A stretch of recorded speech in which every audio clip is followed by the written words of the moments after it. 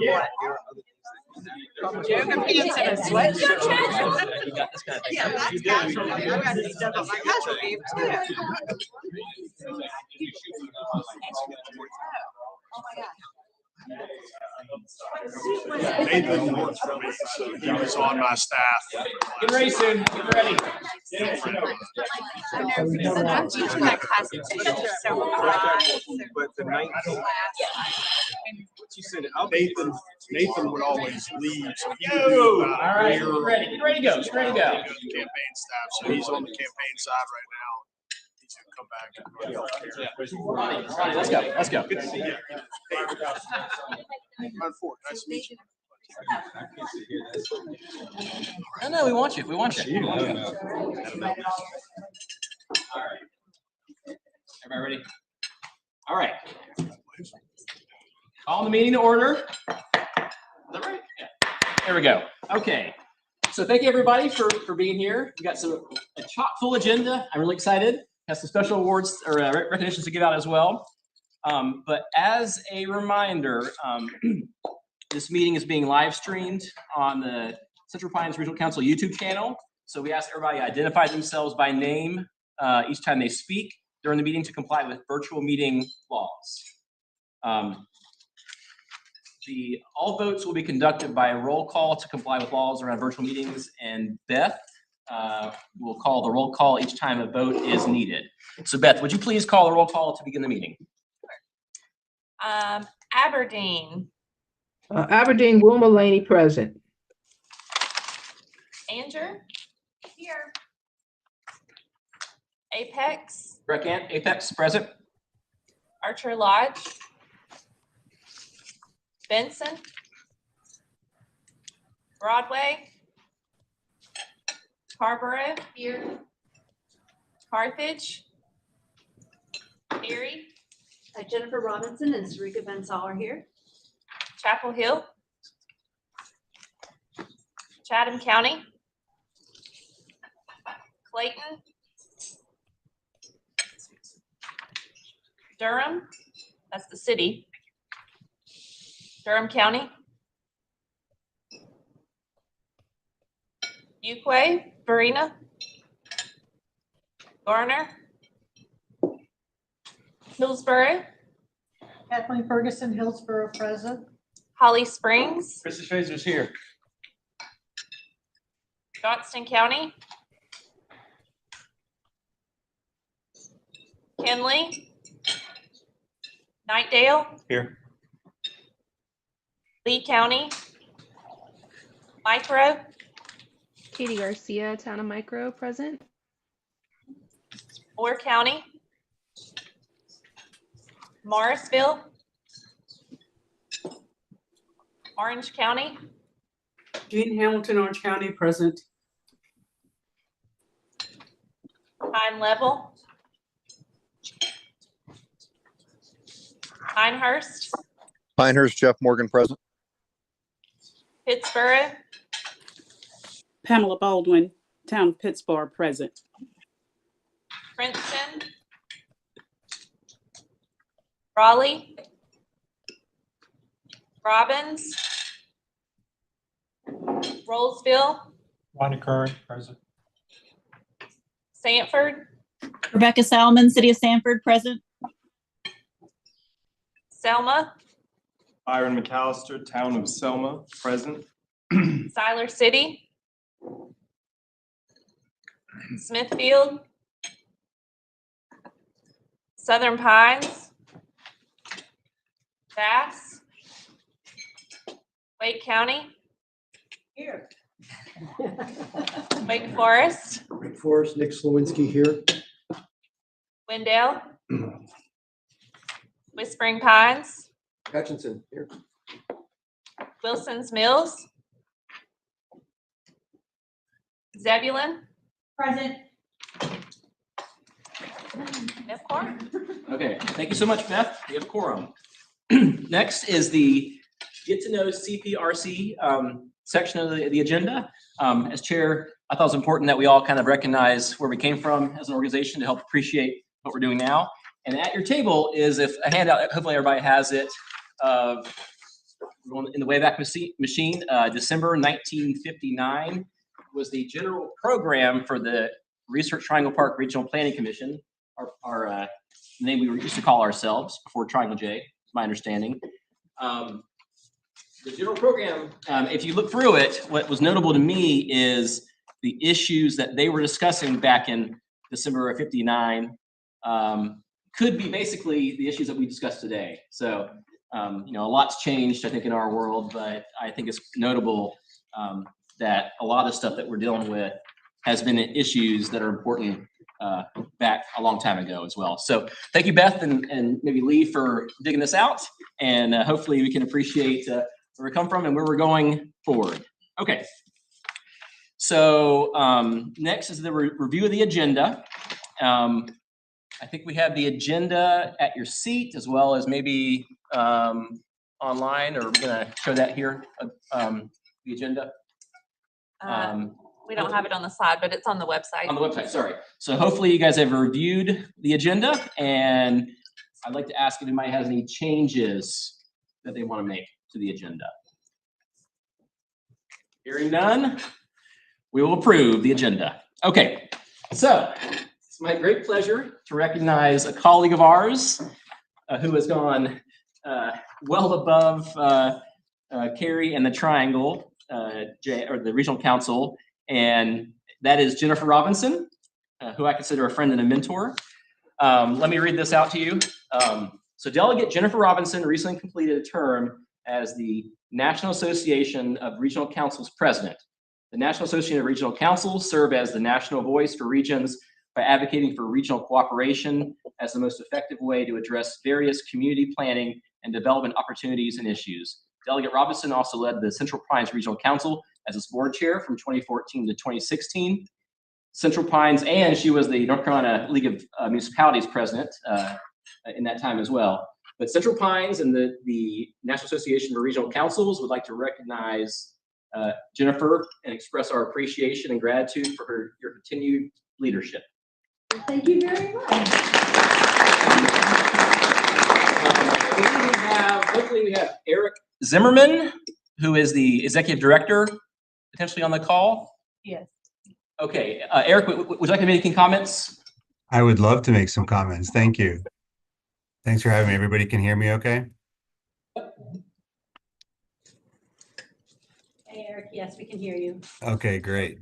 Good evening and hello. My name is Eric Zimmerman. I'm the executive director at the National Association of Regional Councils. It's my great honor and privilege to join you tonight to say a few words about Jennifer Robinson. I would certainly have loved to have been there in person, but I am pleased that technology lets me be there virtually at the very least.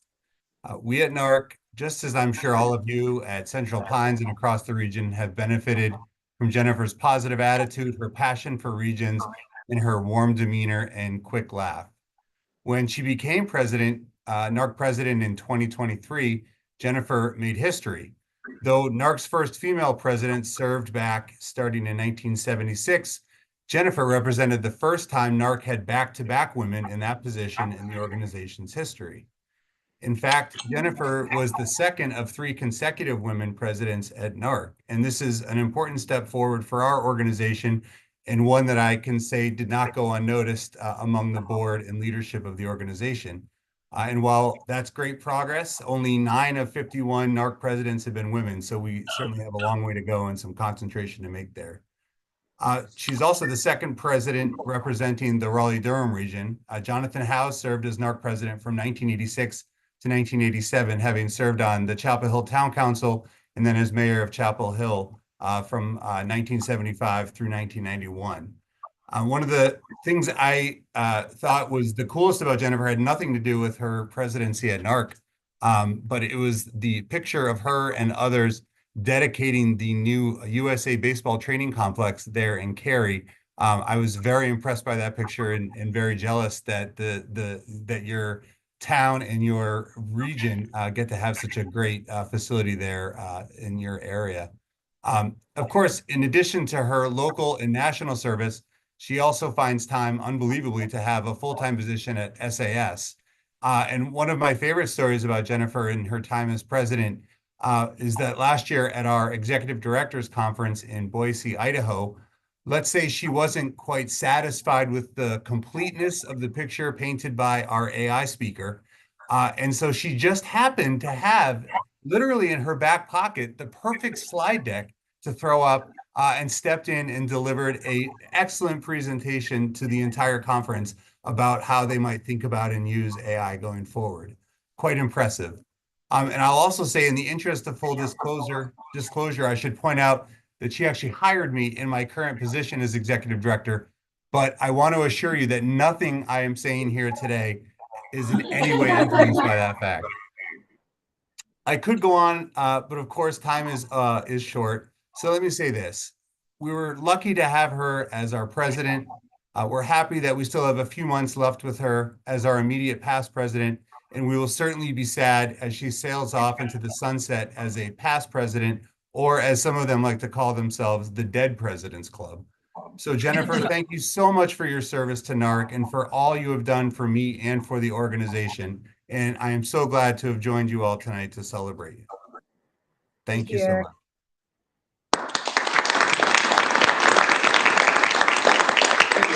So we also have some of Jennifer's colleagues from the town of Cary, including the mayor. Mayor Harold, do you want to say a few words? Sure. And maybe some of your staff? Props. Okay. I'll stay here so the camera. That's good. Sure, yeah, it's great. So I've been involved in local government in Cary for over a quarter of a century. And so is Jennifer. She started when she was 12. I started when I was 50.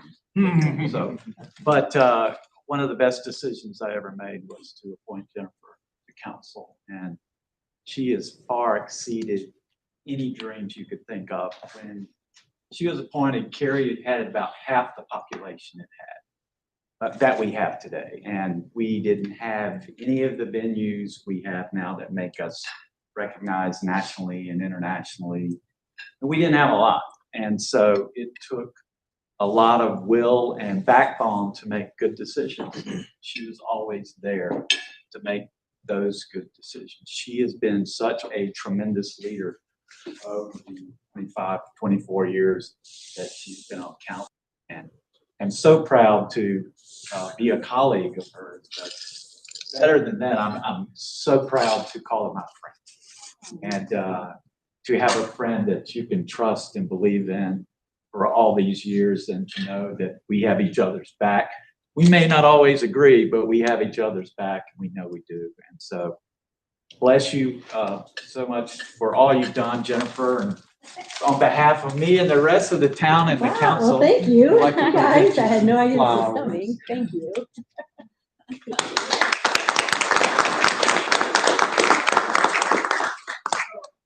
Thank you all for being here. It means a lot that you guys would come on your evening off and spend it here. So thank you. And I know you're going to stay for the entire meeting. I'm just kidding. I am just kidding. Unless we get an important phone call. Yeah. All of us at the same all time. of you at the same time have to go. That would be terrible. Mayor's call. Well, you can see I have the best staff ever, and they make it really easy to serve.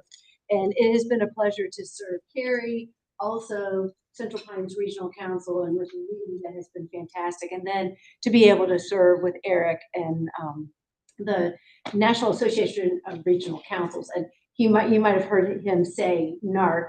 We are trying to rebrand that. Sanitized word. I don't know. But we do hope to come up with something different. I have proposed the National Arc because it goes across the country. But I have yet to have anybody except for you guys go. But it was a pleasure to be able to serve that organization. I want you to all know it is a very worthwhile and important organization for us as regional councils. And there's an opening on the board for the North Carolina, South Carolina delegation. So if any of you think that you have the interest and capacity to serve on this board, I would highly recommend that you put your name in, and I'll put in a good word for you. And you very likely could get that spot, because we do want to make sure that we have a full board so that we can make the right decisions for all the regional councils across the nation. So please consider stepping up in that role. So you would be great. So thank you. So we're not done yet. Still got a few other things to say about you. So it's good to see Eric, and Eric and I share the distinction of both being hired by Jennifer. So Jennifer was, of course, board chair when I was hired at Central Pines Regional Council, and it has been the honor of my life to be able to serve this region and this council. But I have greatly appreciated Jennifer's leadership and her council and her enthusiasm about both what this council can be and her excitement about what regions can do. And there have been some times when I have gone to Jennifer and we've had some conversations about different things and frustrations that I was having, and she was always so positive and challenging and offering up really creative solutions. And that is so important when you're in a position like this, to know when you're having to support and encourage staff, but you also have elected officials and board members and lots of other local governments, to have people to be able to say, you're going in the right direction, keep at it, you know, this is going to work, I'm really positive, I've got these great ideas, you know. It was really important. So I just want to personally thank you for that and for your willingness just to continue to lead. It's really important that we have individuals that are willing to step up, all of you as elected officials, and Jennifer. It is so important that we have people that are willing to step up and take these positions. And it's so critical, and we're lucky in this region to have folks like Jennifer that do that very honorably. So thank you, Jennifer, for all you do. Yep. I just have to say that Central Pines Regional Council is one of the most important organizations that we have in government here in North Carolina, or in the Triangle. There's so much that we can address that supersede or go beyond our borders, and having this organization and fostering the relationships here means that we can tackle those problems together. And so I really appreciate your leadership, Lee. Most of you have not been on this board. I'm trying to look around and see if any of you were on this board before Lee came on. Were any of you? Yeah, that's what I thought. I thought maybe Ronnie has. And yeah. Yeah. So, I mean, you two can attest to the fact that we have made tremendous progress in establishing our role here in the region as being that important collaborator. And Lee has really taken it to a new level, and so we have a lot to be thankful for. Yeah, as Harold, he described how Curry has grown, in 25 years. I think I've been involved with this 16, 17, 18 years, long time. But this organization has really grown too. We've had a lot of great chairs in the past. And really, I think Lee took it to a new level, for sure. And kind of, if nothing else, just the services we provide today. And the support for the municipalities, which is really what it's supposed to be about, in a way, is just tremendous.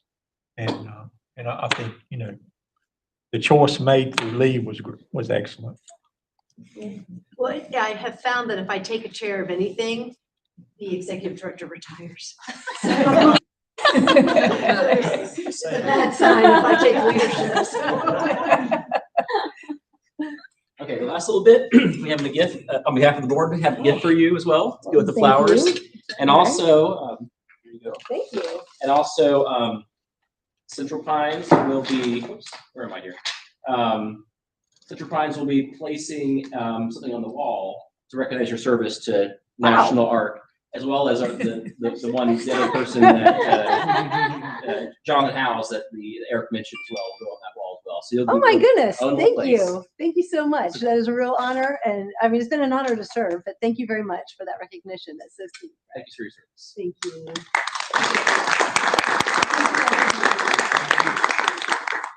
Okay, that was great. Next item on the agenda Moving on, hard segue, I guess, is a vote on the membership approval for the town of Pine Bluff. So the town of Pine Bluff, located in Moore County, is requesting membership to Central Pines Regional Council effective today, October 23rd, 2024. At the town's recent board meeting, the council adopted a resolution accepting and approving the Central Pines Regional Council bylaws and charter resolution, and is now petitioning for membership to the council. All requirements for CPRC membership have been fulfilled, and the request must be approved by the Board of Delegates to become official. Is anyone from Pine Bluff here or online? I'm not sure I heard that. Okay. Well, next time they're in the building or online, we'll have them talk a little bit about their community. Do I have a motion from the board? So moved. Okay, thank you very much. Second. There's second. Great. Just a second. Okay, your counselor. Okay, Beth, my understanding is there has to be another roll call for this vote as well. Would you take that over? Let me just. Kathleen, Byron. All right. Got a bunch of tabs open over here. All righty. So one vote per jurisdiction. Let's see. Aberdeen. Aberdeen, Wilma Laney votes aye. Anger. Yes. Apex. Recant, aye. Archer Lodge. Benson. Broadway. Carrboro. Randy Haven O'Donnell, aye. Carthage. Cary. Jennifer Robinson, aye. Chapel Hill. Chatham County. Clayton. Durham. Durham County. Heidi Carter, aye. Fuquay Varina. Hillsborough. Kathleen Ferguson, Hillsborough, aye. Holly Springs. Christopher Fraser, Holly Springs, aye. Johnston County. Kenley. Nightdale. Which one? Yes. Lee County. Micro. Katie Garcia, aye. Moore County. Morrisville. Steve Rao, aye. Orange County. Jean Hamilton, Orange County, yes. Pine Level. Pinehurst. Pinehurst, Jeff Morgan, aye. Pittsburgh. Town of Pittsburgh, Pamela Baldwin, aye. Princeton. Raleigh. Robbins. Rollsville. Ronnie Kern, aye. Sanford. City of Sanford, Rebecca Salmon, aye. Selma. Byron McAllister, Town of Selma, aye. Siler City. Smithfield. Southern Pines. Bass. Wake County. Susan Evans, aye. Wake Forest. Nick Slowinski, aye. Wendell. Whispering Pines. Hutchinson, yes. Wilson's Mills. Zebulon. Shannon Baxter, aye.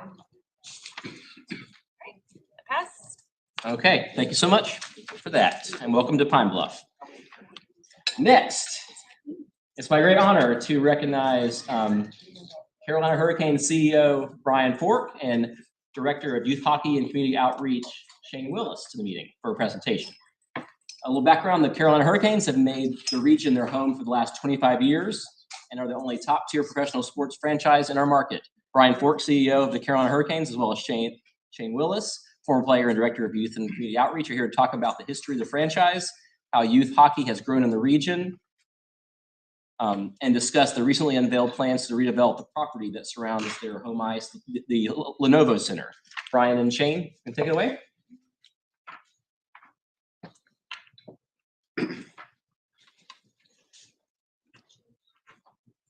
Just need to turn those mics on, button there. Got it. Good afternoon or good evening, everybody. Thanks for the invitation to be here. My name is Brian Fork. As Britt mentioned, I'm the new CEO of the Carolina Hurricanes organization. So I've been on the job 3.5 months or so. So I'm still kind of figuring it out. But my role is essentially to work on the business side of our organization, everything from the day-to-day operations of the arena, helping on the team side with sales and marketing and suites and all that, but also working on the development outside the arena and the renovation that we have coming up on the arena. So I work closely day to day. With the same time that I was hired, the team hired a new president, Doug Wharf. So Doug and I work sort of tag team the business side of our organization, but have been having a lot of fun getting up to speed lately. Before I came to the Hurricanes, I practiced law here in Raleigh, where I grew up in Raleigh, practiced law in Raleigh for about 13 years, then worked in the state Senate as the Senate Chief of Staff for the last 5 years. So I know a lot about state government. I know enough to be dangerous about local government. So you guys can help me a little bit with that. But really happy to be here tonight. Shane's been with the organization a lot longer, and he can sort of touch on some of the community stuff, the background, and you can give the full history of the franchise. Yeah, thanks, Brian. My name is Shane Willis, a former player for the Hurricanes. I played for the Hurricanes back in the early 2000s before being traded to Tampa in 2002. So I did not win a Stanley Cup with the Carolina Hurricanes in 06. I met my beautiful wife when I played here in Carolina, and the reason why I'm still in this great city, my friends call me from Canada all the time saying, when are you coming home? And I say, no chance. Southern women do not do cold weather. And I took my wife to Quebec City in February one year, and that was the end of any conversation of going back home. But I've loved it here for so many years. We've been in our home in Garner. I live in Garner, North Carolina. We've been there for 20 years. My daughter goes to University of Wilmington, and my son is a junior at Garner Magnet School. So when I say I'm invested in this community, that may be an understatement, and my job for the Carolina Hurricanes fits that perfectly because community outreach, youth hockey, school programming, underprivileged programming, everything we do and what this organization does, I get the fun part of going out and doing it in our community.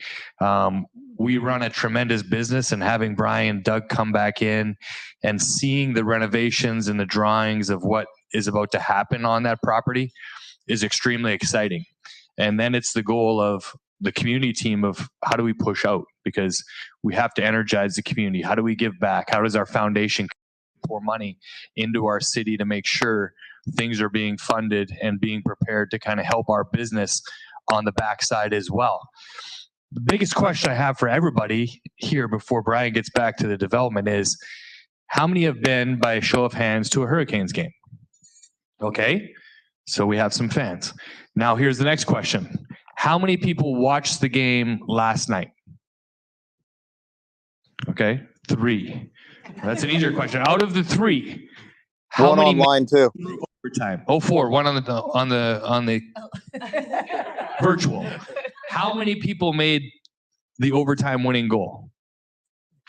Okay, I did not either. But listen, that is in a whole. That's my job, right? A few years ago, the NHL did a study, and they came out as we meet in rooms like this. They say, "Here's your goal.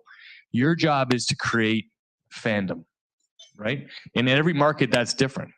So how do I go out and how do I create more fans that are about to come and experience everything that happens on that property and inside that building?" As we know, and as my boss tells me, you have the easiest job in the world right now. Our team is good, right? I say, yes, you're right. But for the first 4 years I worked for the Canes, we stunk. Okay, so now it's going out. How do we physically get involved and create fandom? Where do you think my target is? The youth. The NHL did a study a few years ago before we rolled out a Learn to Play program, which Lee knows all about because grown, born, and raised down here. We talked earlier. Lee, were you a hockey fan years ago? All right.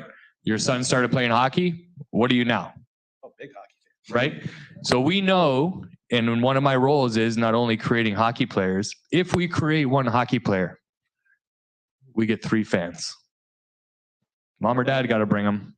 A sibling's coming, maybe the other mom or dad, and the sibling. Okay, I might get 4 out of that. And that's how we create fandom. The team is good, but then it goes further than that. And I'm going to turn it back to Brian for a minute because he's going to talk about what you've seen in some of those drawings and what our owner has pictured for what's going to go on there. And it stresses me out. I'm not going to lie to you. That's more your world. That stuff stresses me out. I just like to be in the hockey rink with the kids. Shane doesn't let on about this, but he really is the most interesting man at the Carolina Hurricanes. I mean, he does. Last night before you watched the game, you drove back from Charlotte. That I don't know. Lead sounds like your son did, but like my son did it a couple of years ago. The Learn to Play programs that they have all over North Carolina.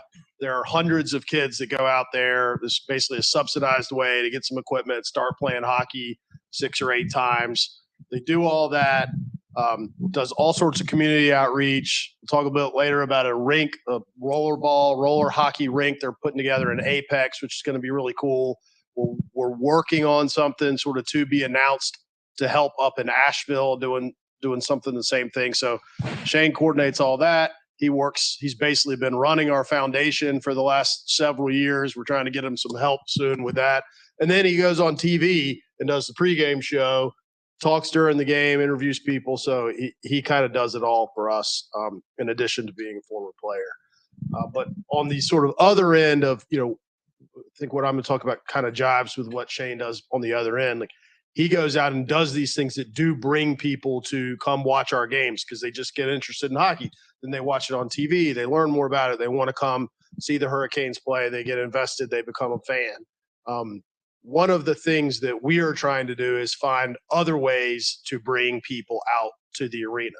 So we've got a 25-year-old arena, which is right in one of the most central locations in the entire triangle, right down from the airport, on Wade Avenue, right next to 40, 10 minutes from downtown Raleigh. And it's got a big, really cool arena, an 80-acre empty parking lot around it, and you can't see it from the road anywhere because it's got big, tall pine trees all around it. I grew up 2 miles from there. I never even thought about that. And these other people, consultants and teams come through, they're like, you can't even see your arena. I'm like, what? I never even thought about that. But the arena is programmed right now. If you include the whole complex, 7 football games and ticketed concert events, hockey games or basketball games at the arena, we have about 160 ticketed events a year. So that's great. That's a lot of people coming out to the arena. We have a lot more concerts in the last 3 or 4 years than we ever did before. So that's been programmed exponentially more. I mean, it's kind of amazing how often there's a show that's not a sporting event there. But there's still 200 nights a year where this community asset is sort of not being utilized by anyone except for the people that work there. And for about 10 days right now, there's a lot of people going to the fair that are parking there, which is why we're 10 minutes late, but that's okay. So we throw a concert in there every now and then too. People get mad about it. It's fine. So we've got 2 things. Well, I'll talk about the development first. So the idea on the development around the arena and backing up a little bit, back in the end of June, thanks a lot to our friend Susan's help, a large deal was struck to essentially keep the Hurricanes in what was then PNC Arena, now the Lenovo Center, for another 20 years. And part of that deal was an agreement that $300 million were going to come from the interlocal fund to help modernize and renovate the arena. And then our company, Gale Force Sports and Entertainment, was given the development rights and an agreement with the Centennial Authority to develop those parking lots.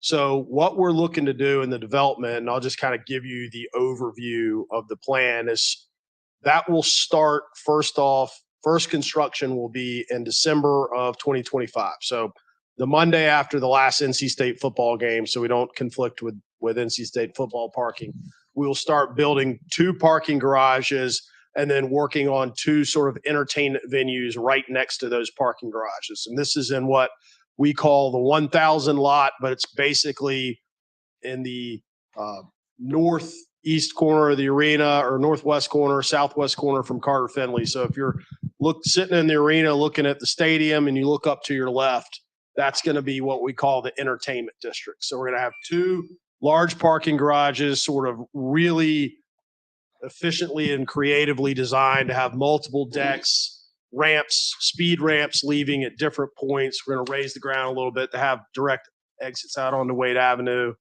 And then there's going to be a 4,500 seat Live Nation partnered small music venue right there. So one of my concerns when I heard this first is, wait, we're going to have a concert venue right outside of a concert venue. Live Nation is the promoter that sends us more of our shows than anyone else for in the arena. They're the ones clamoring for it. It's just different style shows, different amounts, but there'll be nights where we have shows in both. There'll be nights where there's a show there the same night that we have a hockey game. So they tell us, and they make a compelling pitch that there's enough shows to come there. Next to that, we'll have a pretty cool sports bar, kind of high-end retail, come with your friends, watch games, eat food in a separate building right next to it. So a lot of opportunity to come out, have dinner, have lunch, eat dinner after a basketball game or a concert, just come out on other times and watch what's going on.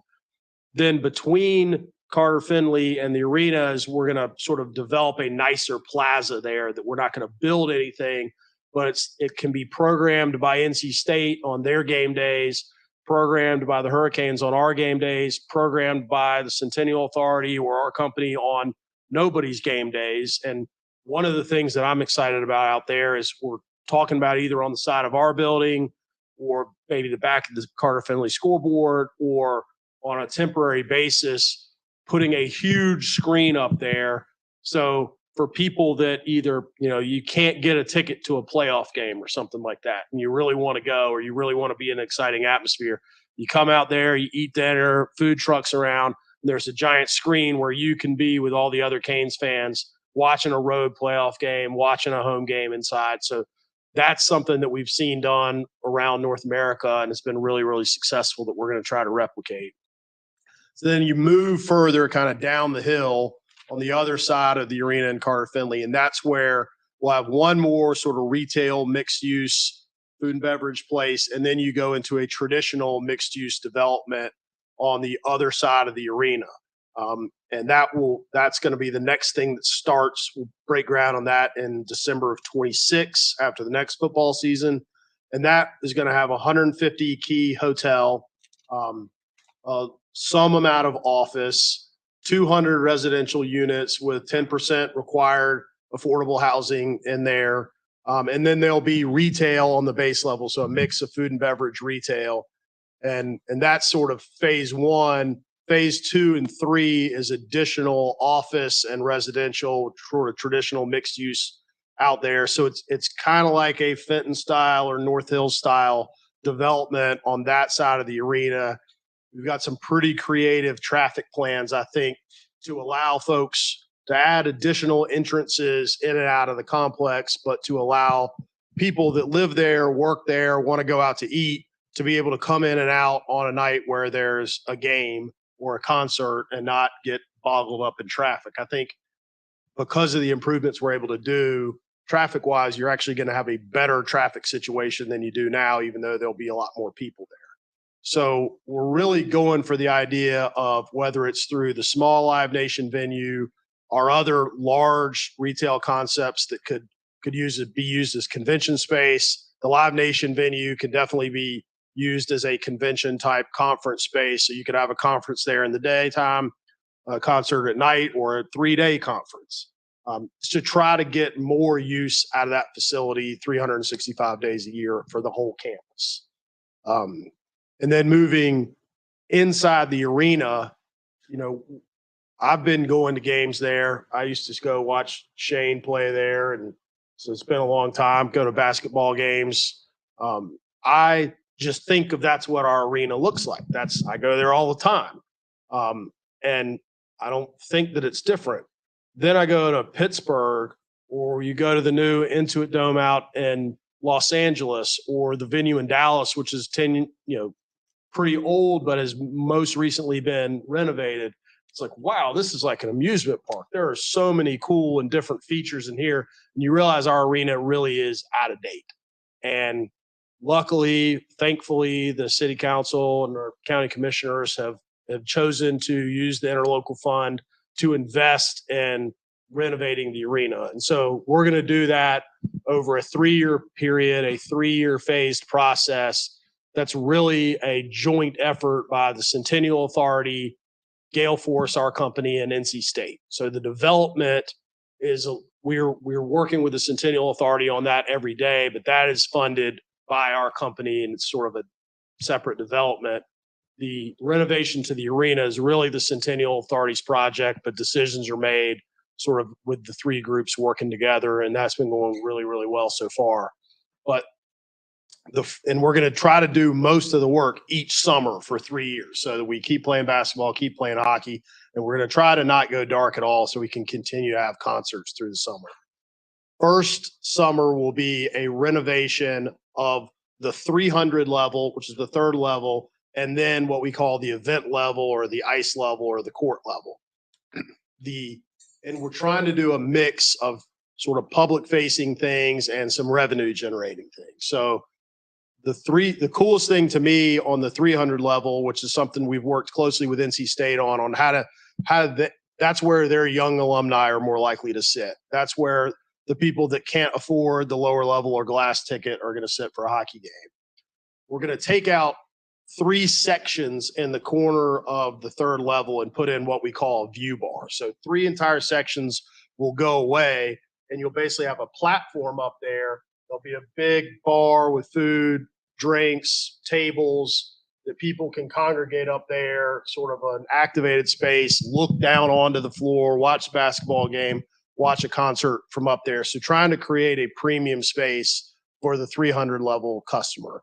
And then throughout the rest of the 300 level concourse, raising the ceilings a little bit to make it feel roomier, newer, more modern food and beverage options. Some of these grab and go markets where you just go in and put your can and your sandwich on a conveyor belt and some video magically gives you a price and you check out.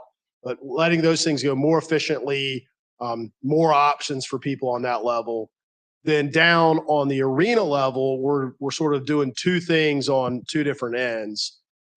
One is creating a more premium space down there behind the sort of underneath one of the sort of end zones behind the goals will be a new club down there. So what is now currently storage space, we're going to make a nice, carpeted bar in there, areas, video walls, things like that, so that businesses that want to buy corporate packages can go down there, entertain their clients, people that just have tickets. So you can go down ice level when you walk back to your seat, walk by the glass, see the hockey players. It's going to be really cool and easy to access for basketball games. So that's going in on one end. And then the other end zone behind the goal is more of a back of house. How do we make the arena more efficient? Something that I never thought about is any concert that we have right now, the average number of 18-wheeler tractor trailers that come to the concert for a concert is 18. So that's how much is unbelievable how much stuff the tours bring. The big shows, Justin Timberlake was 36 trucks. And right now, because of the way the parking lot is configured and the size of our loading dock, the trucks get on that sort of outer loop around the outside of the parking decks, back up all the way from there to the loading dock. So it's like a 500-yard backup. They don't have room to turn around. So we are expanding the service yard there to allow the trucks to be able to do a 3-point turn in there, have more bus parking for the tours, the visiting teams, and it will work much more efficiently. And the real behind the scenes piece of that is it takes twice as long for a tour to set up for one of our shows than it does in Charlotte or even Greensboro or Atlanta or a lot of other places. And when tours are, like I've learned, it is a very competitive process to get the tours stops that you want to get. When they're doing well, we're in DC one night and we're in Atlanta 3 nights later. Do we want to have a stop in between? Do we want it to be Raleigh, Charlotte, Greensboro? Well, it's going to take us 3.5 more hours to pack up and leave in Raleigh let's go to Charlotte. And so that is something that we think will bring more cool and exciting acts to Raleigh that we're focused on. And then in the second and third phases, the following summers are still being developed, but that's when you're going to refine some of the 100 level concourse, do some of those food and beverage stuff there. Some of these restaurants that you can access from the outside of the arena if you don't have a ticket, or the inside of the arena if you do. Another piece that I think is kind of cool, if you've been to many games, you know, all those stairwells that we have that go up to the third level that nobody ever uses. I'm told that was a little bit of a code battle when they were originally put in, but we don't need all of them. So we're actually going to, in the first phase, we're going to take 8 of them out. And you'll still have several of them. You'll still have the escalators. You'll still have the elevators, but that opens up an enormous amount of space on the concourse for just people to walk around, for other food and beverage options. It allows us to expand the size of our team store 3 times. So there's a lot of cool stuff like that.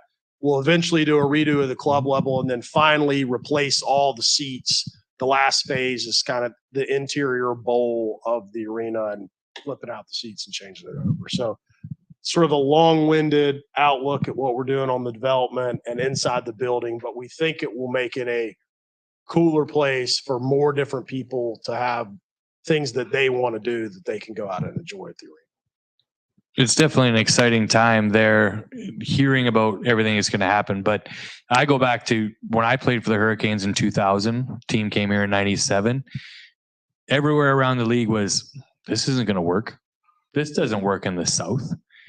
To look to where we are today and how did we get there? And again, I've been very lucky to work with a lot of great people in marketing, you know, in sales, to continue to push our brand.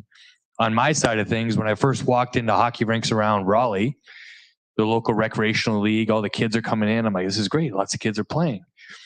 And all of a sudden I look, I'm like, well, we all had polar bears on our kids' jerseys, but I know that's a Pittsburgh Penguin jersey. That's Colorado. And here comes our general manager, Jim Rutherford, and he goes, can you fix this? As his kid's wearing a Bruins jersey. And I'm like, well, that's my first step, right? Make a partnership with the rinks. How do we become partners with the rinks, saying, I'm not here to fight you. I want to work with you to grow and get more kids here. We've seen the sport of youth hockey, boys and girls, explode. We are, in USA Hockey numbers, one of the fastest growing areas for girls hockey right now. And it's becoming better and better. We're getting more competitive. And when I came in, I was like, I'm all right, my job, I'm going to get a kid to the NHL, right? And that's my mindset as a hockey player was, let's play hockey. And then all of a sudden, when I took a step back, I was like, hold on a second. My job, that would be awesome, by the way. And I tell kids, if you make the NHL, that's when I get to retire. But my job really is to get more kids playing. And how many kids can I create to play the game for their entire life? For everything I learned from it, for every men's league guys playing around, why they still play, it's not to win trophies, right? It's to be in the locker room with their buddies, hard work, exercise, all of those things. And we've seen the youth hockey growth from when I started to, 1,000, 1,200 kids. We've skyrocketed over 4,000 kids that are in the rinks right now. And we are at max capacity. I talk to the rinks every summer when I take the Learn to Play program kids, which we do 700 kids a year. We've done that for 8 years. So we're over 5,000 kids going into the sport of hockey. The rinks are like, we're maxed out. Like, we don't know where we're going to put these kids. So in our mind is, how do we continue to grow? How do we continue to make our brand bigger? Well, Angela's going to get up here in a minute and talk about something we're doing in Apex. And this is our pilot. So I know everyone's going to want to email me tomorrow and say, let's do this in my town. We are clearing land right now in Apex. We are building 2 outdoor rinks in Apex for ball and street hockey, roller hockey. These are full out hockey rinks, specs to ball hockey, benches, scoreboards in the town of Apex. We think it's going to be huge. Because the other aspect when we talk about community, one of our school programs that we do is donating hockey equipment to schools. When I first started, we'd go to schools, I'd become the PE teacher for the day. We'd bring in equipment. All the kids come in, we're like, we had to play hockey. We'd play hockey for the day. See you later. We'd take our equipment, we'd leave. Some schools we go to, we'd stay for a couple of days. Then teachers are like, hey, can you stay longer? I became a PE teacher. I was there for the whole week. We're rocking out every class, so every kid that gets to touch sticks. I'm like, make sure you tell your parents. I'm seeing parents in the grocery stores like, my kid played hockey today. I'm like, sure.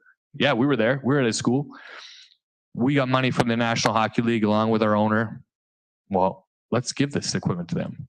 We've put hockey equipment in over 125 schools in the past 4 years. We continue to do that. We're getting ready to have a school teacher meeting next Monday. We got 15 to 20 teachers coming, PE teachers. We put them through the program. We give them books. We give them 40 sticks. We give them 40 balls. We give them nets. We're like, go play hockey at your school. So the game continues to grow. In Apex, how do we get those schools involved? How do we get men's and adult league playing? Angela's group is ready to go from their town aspect to run programming, all of those things, boys and girls clubs. We also help, we're on a sled hockey program, so kids and adults with disabilities, they're on the ice every Saturday morning. We actually have a kid who grew up just outside the city, just played on the U.S. national team, won a gold medal, started skating here 4 years ago in a sled, double amputee, gets in a sled every Saturday, and to watch these kids is amazing. Most of them have a smile on their face because like, this is just cool and fun. This guy can dominate. We work with Triangle Special Hockey, kids with disabilities. They're going to be able to go use these facilities. We work with the Boys and Girls Club. We have a Capital City Crew program that skates every Monday night at Polar Raleigh, which is off of Capitol Boulevard. So the number of programs we've been able to help establish and build is giving back, and you're creating that fandom. You're creating all these different aspects, but our ownership group and along with Brian and what Doug are doing, and what I've learned for 13 years is there's a business that thrives inside that building, but our ownership before Mr. Dundon, Mr. Kermanis, what are we giving back to the community? And Mr. Dundon is the same way. He talks about it all the time. What is our foundation doing? What are we doing outside of these walls to make sure people know we're here and helping? So I think that's another aspect, and being able to be here tonight, and we appreciate Lee asking us to come, is how can we be involved in your community? What can we do? How can we get our brand to your families and your community and help grow and build as well, as much as we're growing and building around our facility? Shane will build a rink in any of your towns if you want. Just give me a little bit of time. I'll make it happen. Do we have any questions for these guys? Yeah, I got a question here from Pinehurst. Actually, a couple statements. Jeff Morgan, Pinehurst. First of all, thank you so much, Brian and Shane, for coming and giving the information. It was very helpful to know the community outreach that you have, and I appreciate the tremendous program. I'll tell you that we're in the southern part of Moore County, so having made the trip to the arena a few times myself, it's an hour and 20 minutes from us, but it's a fun trip, and love to watch hockey. So anybody who's not watching hockey, I encourage you to get out there and do it. So thank you for your presentation. Couple points here. Brian, you mentioned before about tickets to playoff games. I'm going to assume that's a guarantee we're making the playoffs. So I appreciate that right off the bat. Gambling's legal now. You didn't place that one yet? Other part in Pinehurst, we're kind of proud of our golf, and hockey players seem to be able to hit golf balls pretty well. So we can coordinate that if you want to make that happen. The other thing, when you talk about community outreach, we've got a couple vocalists in the area here that are outstanding. What does it take to potentially get the vocalists to sing national anthems at the games? That's a great question. Our entertainment team does take requests because we do have Adam Lee Decker is our regular who sings at a majority of the games, but we do bring in special guests and other people. When we have First Responders Night a few weeks ago, we had a police officer sing the national anthem.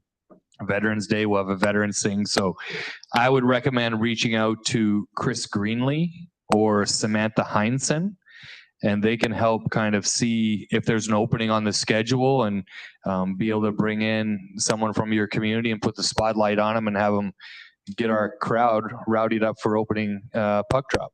Yeah, and we can get you my contact info, just give you an email and we'll connect you to the right people. Okay. Yep. I'm online here. So Lee, if you don't mind grabbing that and send it to me, I'd really appreciate that.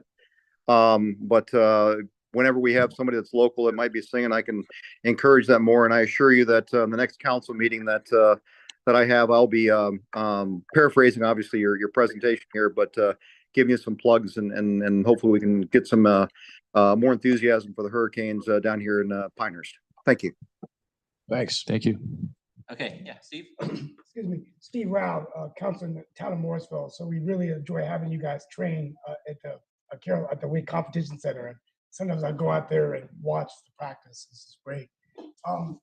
My question is about like other sports being played there. In 2006, I'm a former college tennis player, but in 2006, John McEnroe played Pete Sampras there. It was a really great event, and Andy Andrews, who was an NC State grad, one of the best tennis players in the world, actually won Wimbledon, U.S. Open, I think, doubles. You know, could we bring back like other like Alcaraz playing Tiafoe in Charlotte in December, and Tiafoe actually played in Cary before he went to the U.S. Open. So I was curious, you know, in the non-hockey season, is that still possible? Yes, and we actually started working on literally 3 days ago on what do we need to do to chase after the Davis Cup, the Fed Cup, individual tennis matches. I mean, one of the things that our owner has pushed us on is he loves sports. That's why he owns the team. He's what are other sporting events that we can get in here? So Scott Dupree and I have started sort of pushing the pencils and doing some research on what are other venues. USA Gymnastics, the NCAA Gymnastics Championships. Is that something that we can get? But tennis was one of the ones that really popped into my mind, like figuring out what the right events are. We got to slot them into the right time of year. But I mean, we even do stuff during hockey and basketball season. It's a little harder to find a date, especially years out when the basketball and hockey schedules haven't been released. But you know, we're able to do, you know, just announced a couple weeks ago, we are going to be hosting an NCAA men's basketball East Regional in 2028 for the first time ever. We've done the first rounds before. We're doing that this year, but we got the regional in a couple years, which will be awesome. But one of the things, I mean, we've looked into hosting the Frozen Four and are thinking of going to put in a bid for that, which is the college hockey one. But obviously we've got a rink, but for sure. And if you all know of events like that, please let us know, because we're looking to program additional sports in the arena, particularly there are kind of these one-off events where it's not a regular schedule that's harder to fit in. But I would love to do tennis. Me too. Let's talk to Andy if you can make it Yeah, happen. I have talked to Andy about it. He can make it happen. All right. Go ahead. Yeah, go ahead, Randy. Yeah, Randy Hibbin O'Donnell, Carborough. Okay, where shall I start? I have two questions, but before I ask the questions, I grew up watching Gordie Howe and Gretzky, former New Yorker. So, you know, there's the Rangers and Islanders in my blood, but I watched the Canadians when I Gretzky, growing up, I was born in Edmonton. Well, I have to tell you the chills I had, and I wasn't supposed to, but I was handling the the Stanley Cup when it was when the Canes won. I should have worn my Canes shirt tonight.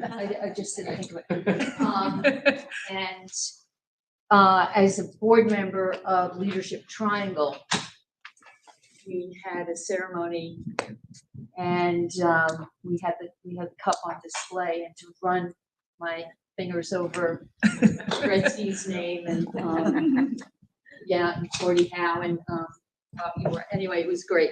And my brother played when he was very young. We used to, spray the lawn in the back. In New York, it would freeze, and everybody got out there. My point is about that when youth play, they play lifelong.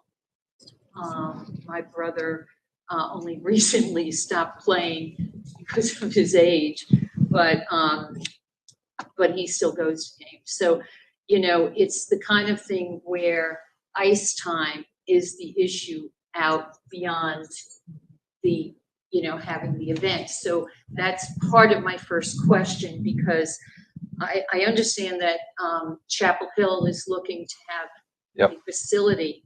And so what are your game plans to work in with facilities that are being created regionally? Yeah, I've been on a number of calls with UNC and Chapel Hill about the rink that they want to build.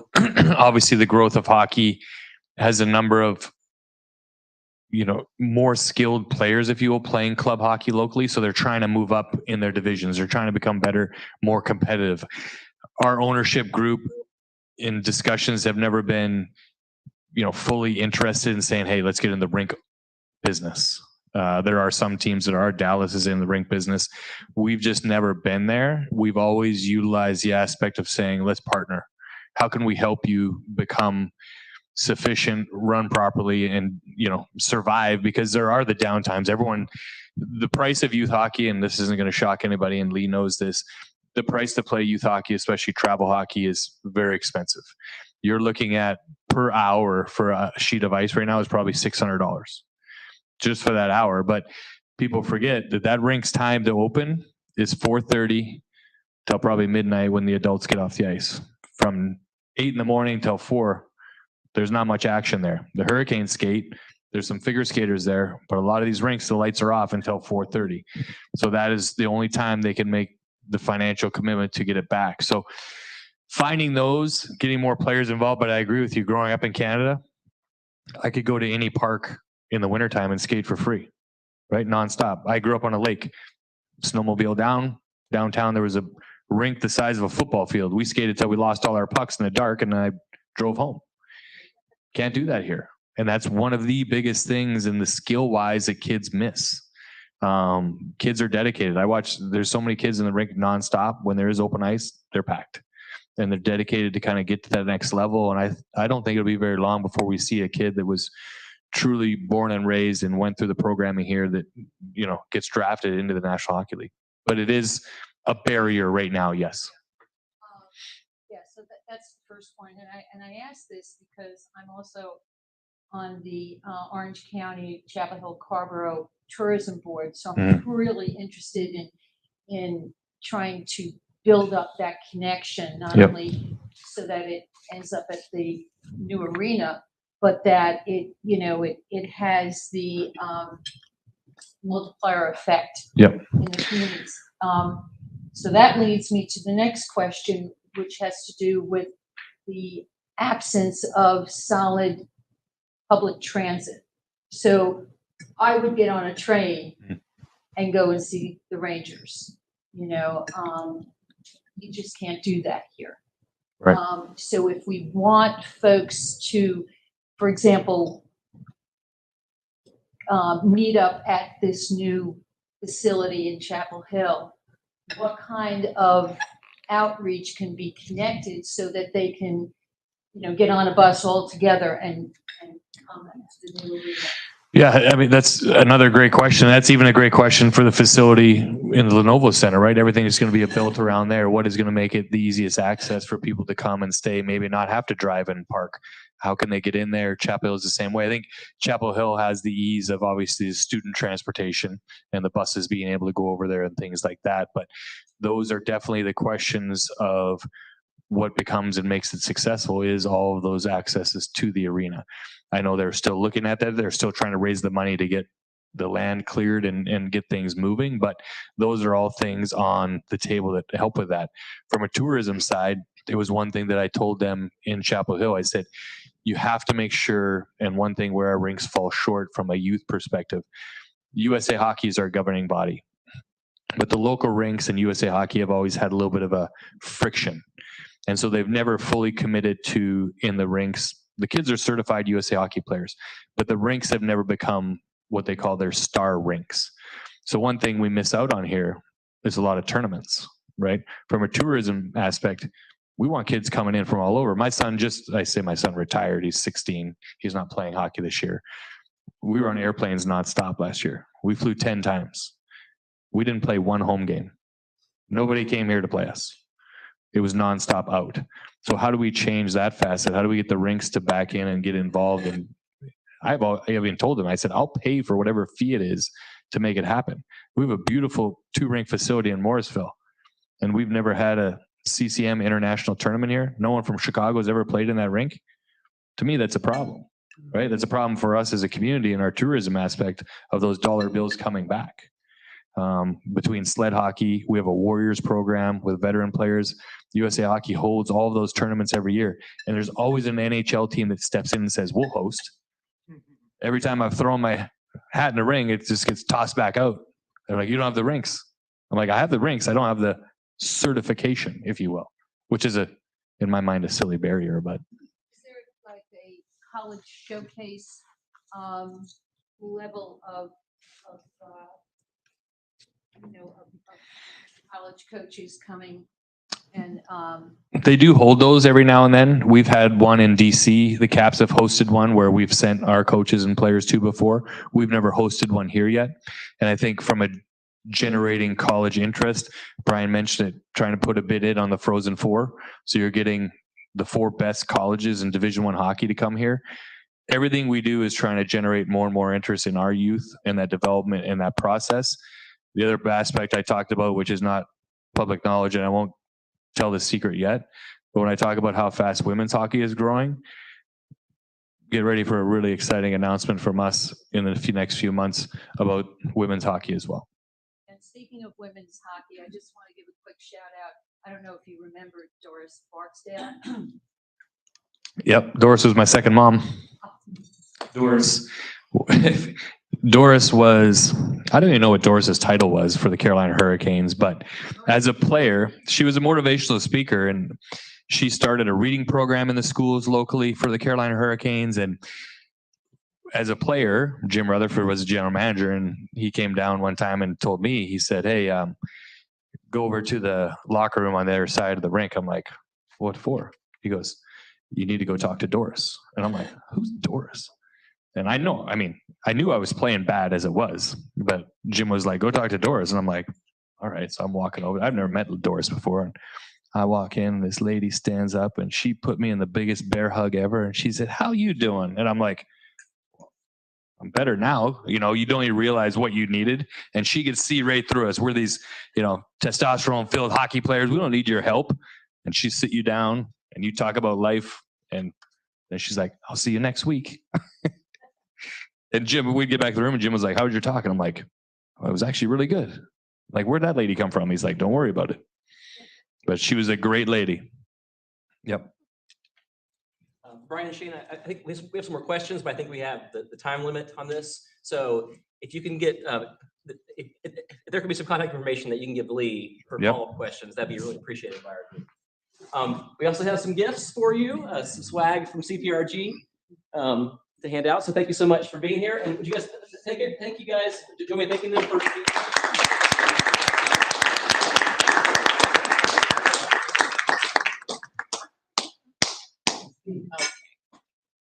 Okay. So sticking with the Parks and Rec theme, we have a powerhouse panel I'd like to introduce. Panelists, if you guys maybe come up to the seats, include Angela Rinke from the town of Apex Planning Manager, Atuya Cornwell, who's the town of Chapel Hills Parks and Recreation Director, and Wade Walcott, Director of Durham Parks and Recreation. These panelists will begin with a brief overview of their parks and recreation planning, highlighting key initiatives, facilities, and community engagement efforts. And I need to hand it off. Do you have a card? I don't, just got I need to hand it off to Jenny, who's going to be moderating this panel. Well, good evening, everyone. Thank you. And thank you all for being here tonight in our panel. So as they were saying, youth and investing in the community is really important.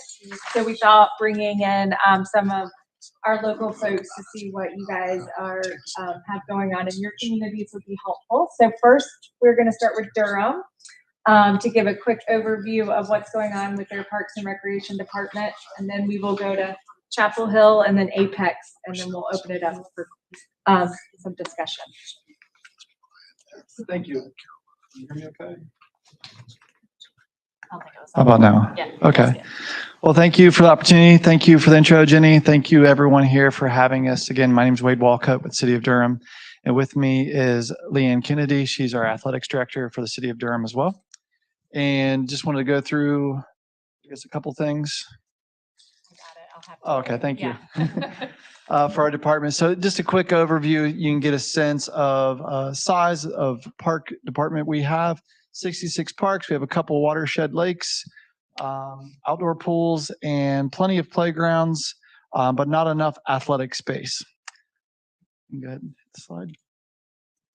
So recent projects that we've been working on, playgrounds doesn't sound maybe exciting right off the bat, but you'd be surprised of what a source of community playgrounds really are in your neighborhood parks. Playgrounds are very exciting. Well, good. I'm glad, and I'm sure there's many more people in here that think that.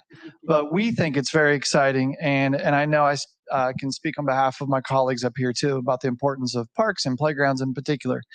But one of the reasons we have them highlighted here as part of our upcoming projects is a new initiative we've really taken on to make our parks, but especially our playgrounds, more inclusive and more accessible. We all have aging infrastructures in the city, and our playgrounds were not immune to that. And so we've been going through our entire system and identifying a replacement schedule for our playgrounds to make them more accessible, which includes, we know that playground mulch, for example, is ADA accessible. However, it still doesn't make it easier for folks that have mobility challenges. And so we are turning in all of our playground mulch areas into the pour in place surface. Makes it easier for folks to get around regardless of your age. We're also including shade structures in all of our playgrounds, something that's easily forgotten. The way our climate is nowadays, it's no fun. We all remember going out in the playground. You had a metal slide. It was 90-degree angle, and you knew not to get on it in the summer, right? Or you'd have third-degree burns. But, you know, we've evolved a little bit for, I don't know if it was for the better, but we've evolved to have some more different structures and also to have features that are inclusive for all abilities. So in a lot of our playgrounds, we're including sensory gardens. We're including play elements that are at lower levels for all abilities. We're also including a lot of our playgrounds that we've got a good response from our parents, fences and gates. Especially as some of our larger regional parks where we have sporting activities, or maybe there's a shelter and there's a birthday party, parents, including myself, feel a lot better of like knowing that they're in there corralled and there's only one entrance and one exit point. So a lot of those things we've been working on. No offense to the gentleman that was a big tennis player. We are adding pickleball courts, so I don't want to cause any issues here. Okay, yeah, exactly.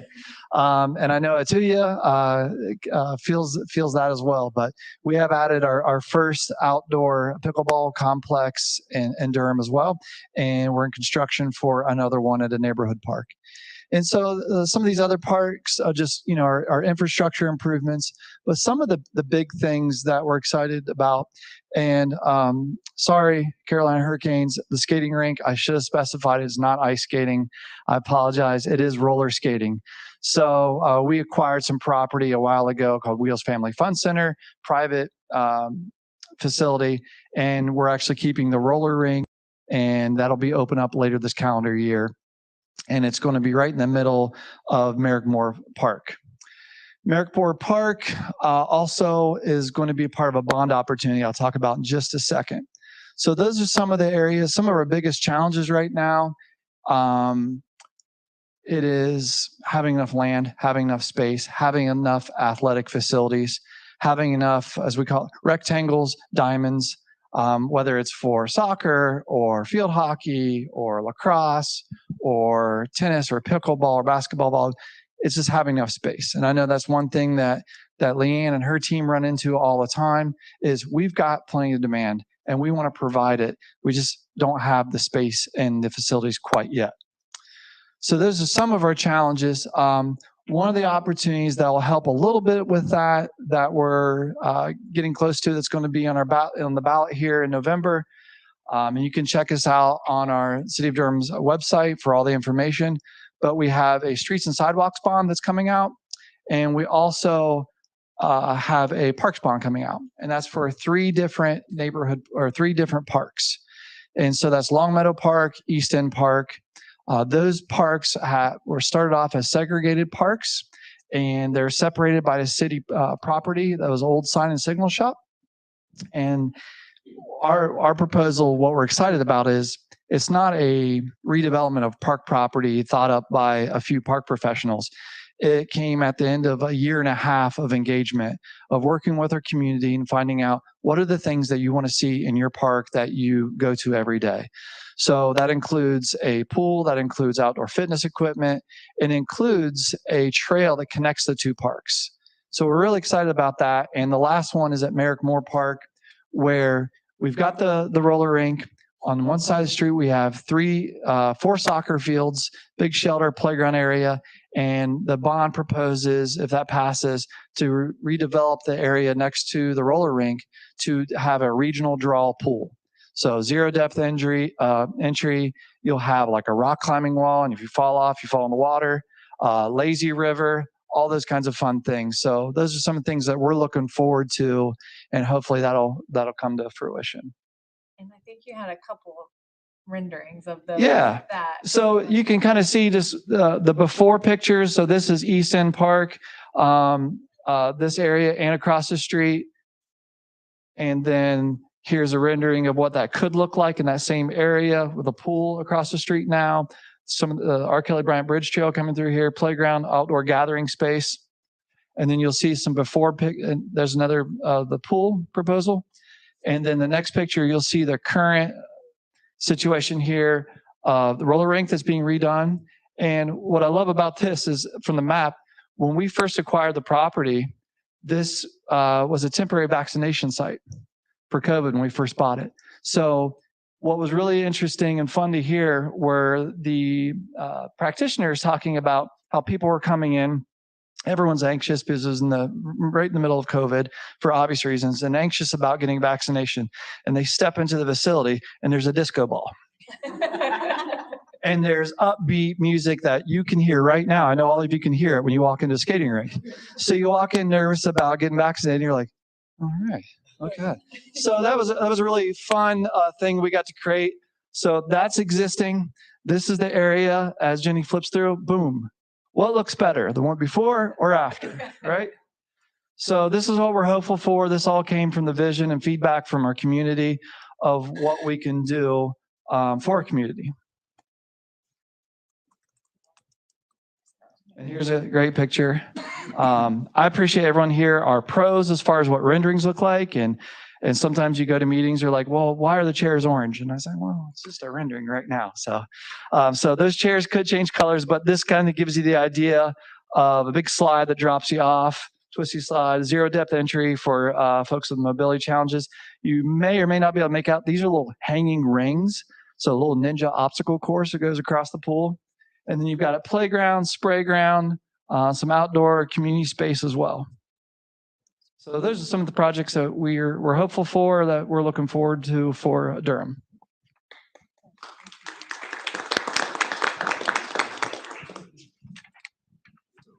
Good evening, everybody. My name is Atuya Cormo. I have the pleasure to serve as Director of Parks and Recreation for the town of Chapel Hill. I would also always like to say that Park and Recreation is family, so it's great to be a part and up here with the family.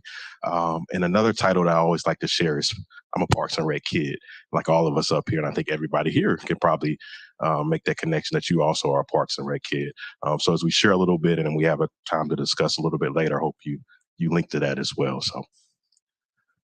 In the town of Chapel Hill, I really have a great opportunity. We have 56 full-time team members, and depending the time of the year, 150 to 200 program support team members. Those are your instructors, your coaches, your swim coaches, your clay studio instructors.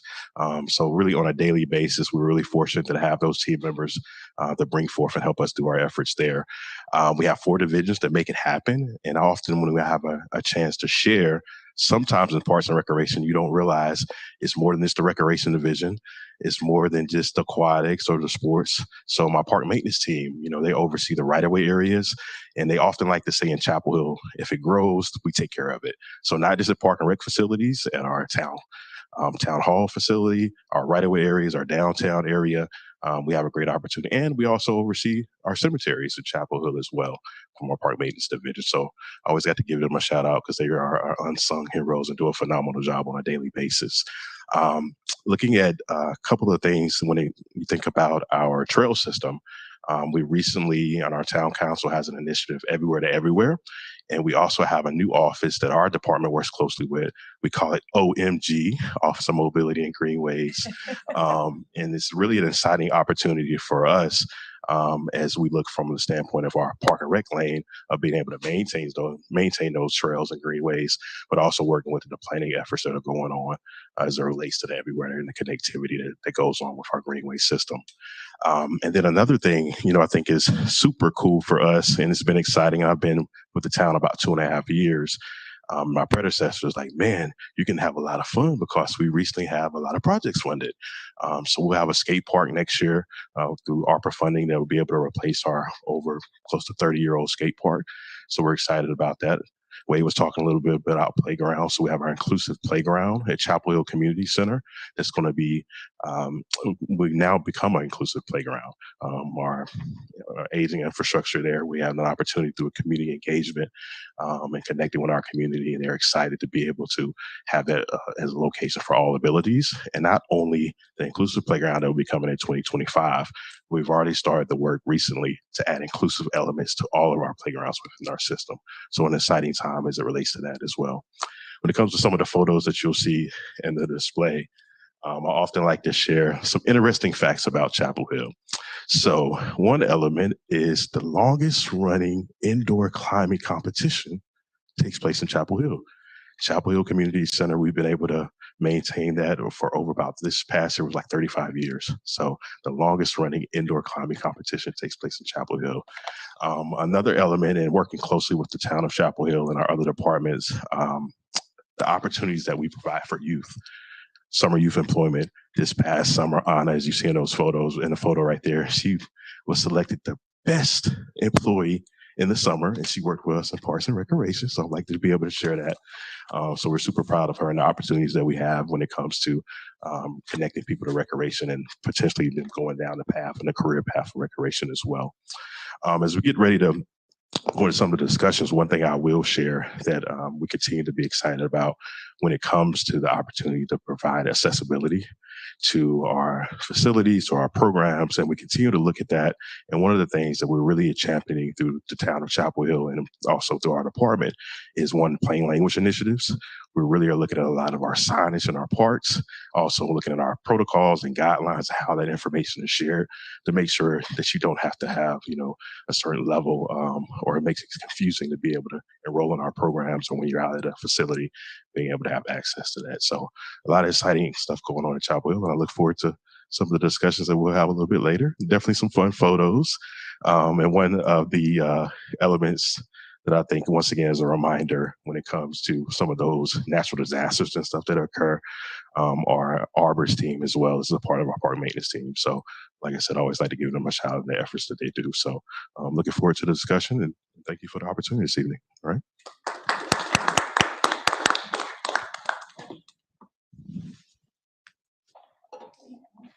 Good evening.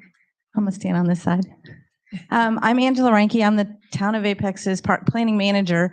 I joined the town in this role in 2014 as a product of a master plan update that said we needed to have someone to do all the planning. So I get to come talk about all the planning stuff. I'm not as good about knowing about our staff, although it's getting large because we keep needing more office space and more buildings. But currently we're at over 600 acres of parkland. We have 12 existing parks. We recently opened a 92-acre Pleasant Park. We anticipated 1 million visitors with events the first year. We're on track, and this November will be a year opening over 2 million visitors. We don't know where they're coming from, but we're telling people to stop coming. No, but really, we're excited to have all the people come to visit. And one of the things we really focused on with that project was the option of staying and playing in town. We campaigned with that with a bond referendum so that we could offer those opportunities so that people don't have to travel to their sports events, not just hockey, but for soccer, lacrosse, and that sort of thing. So bringing people to our community to do the things that they're paying to do in other places. So we've got 26 plus miles of greenway. We're trying to average about 5 new miles a year. We have a lovely greenway guru. Brett and I have a lot of conversations about new greenways in Apex.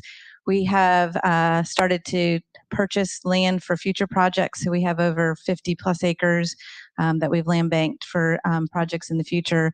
And as this group of people know, those projects, the new ones, are usually in the range of $100 million if you put any kind of rec facility like a building and fields and other amenities. So the price tag keeps growing, but we're going to hope that our residents are continuing to support us in our future bond efforts, which will probably be in the next couple of years. We can go on. We wanted to focus a little bit about some of the special things that we think we do, and we do really well. I'm not in programming, but my job is to find them the places to do the things that they want to offer. And so we have a really big focus on specialized recreation and senior programming. We opened a senior center a couple years ago. It has become the hub of our community. We, I think, average about 2,700 cups of coffee a month that we serve. Nobody thought that we would need that much, but they come stay the whole day. We have puzzle tables, they walk laps, they engage with our younger people. And so it's been really great to see a community center and a senior center that are adjacent to each other and connected become a big figure eight. And we have activities for all people all hours of the day. And that's a really exciting thing to have happen. We can go next.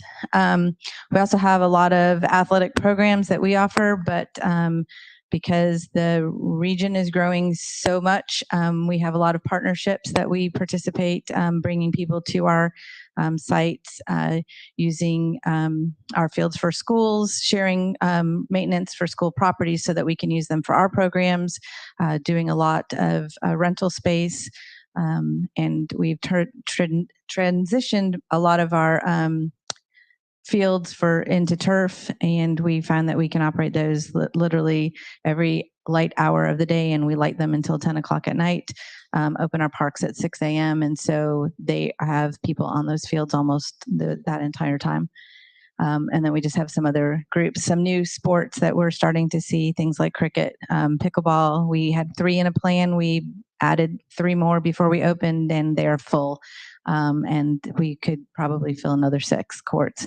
So a lot of things happening, and a lot of new kinds of opportunities that we didn't know about 5 years ago that are in high demand today.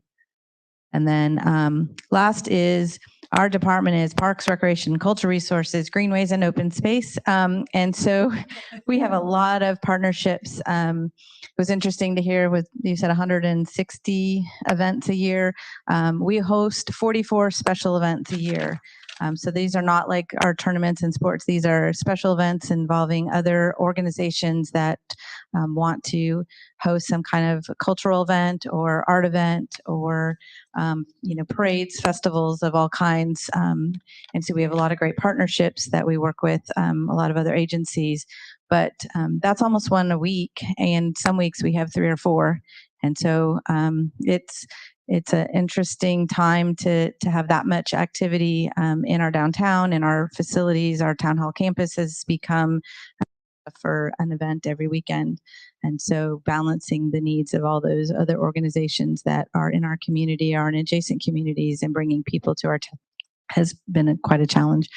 And so I was going to be quick. So hopefully if anybody has any questions but I know we have a panel, so I'll leave it to that.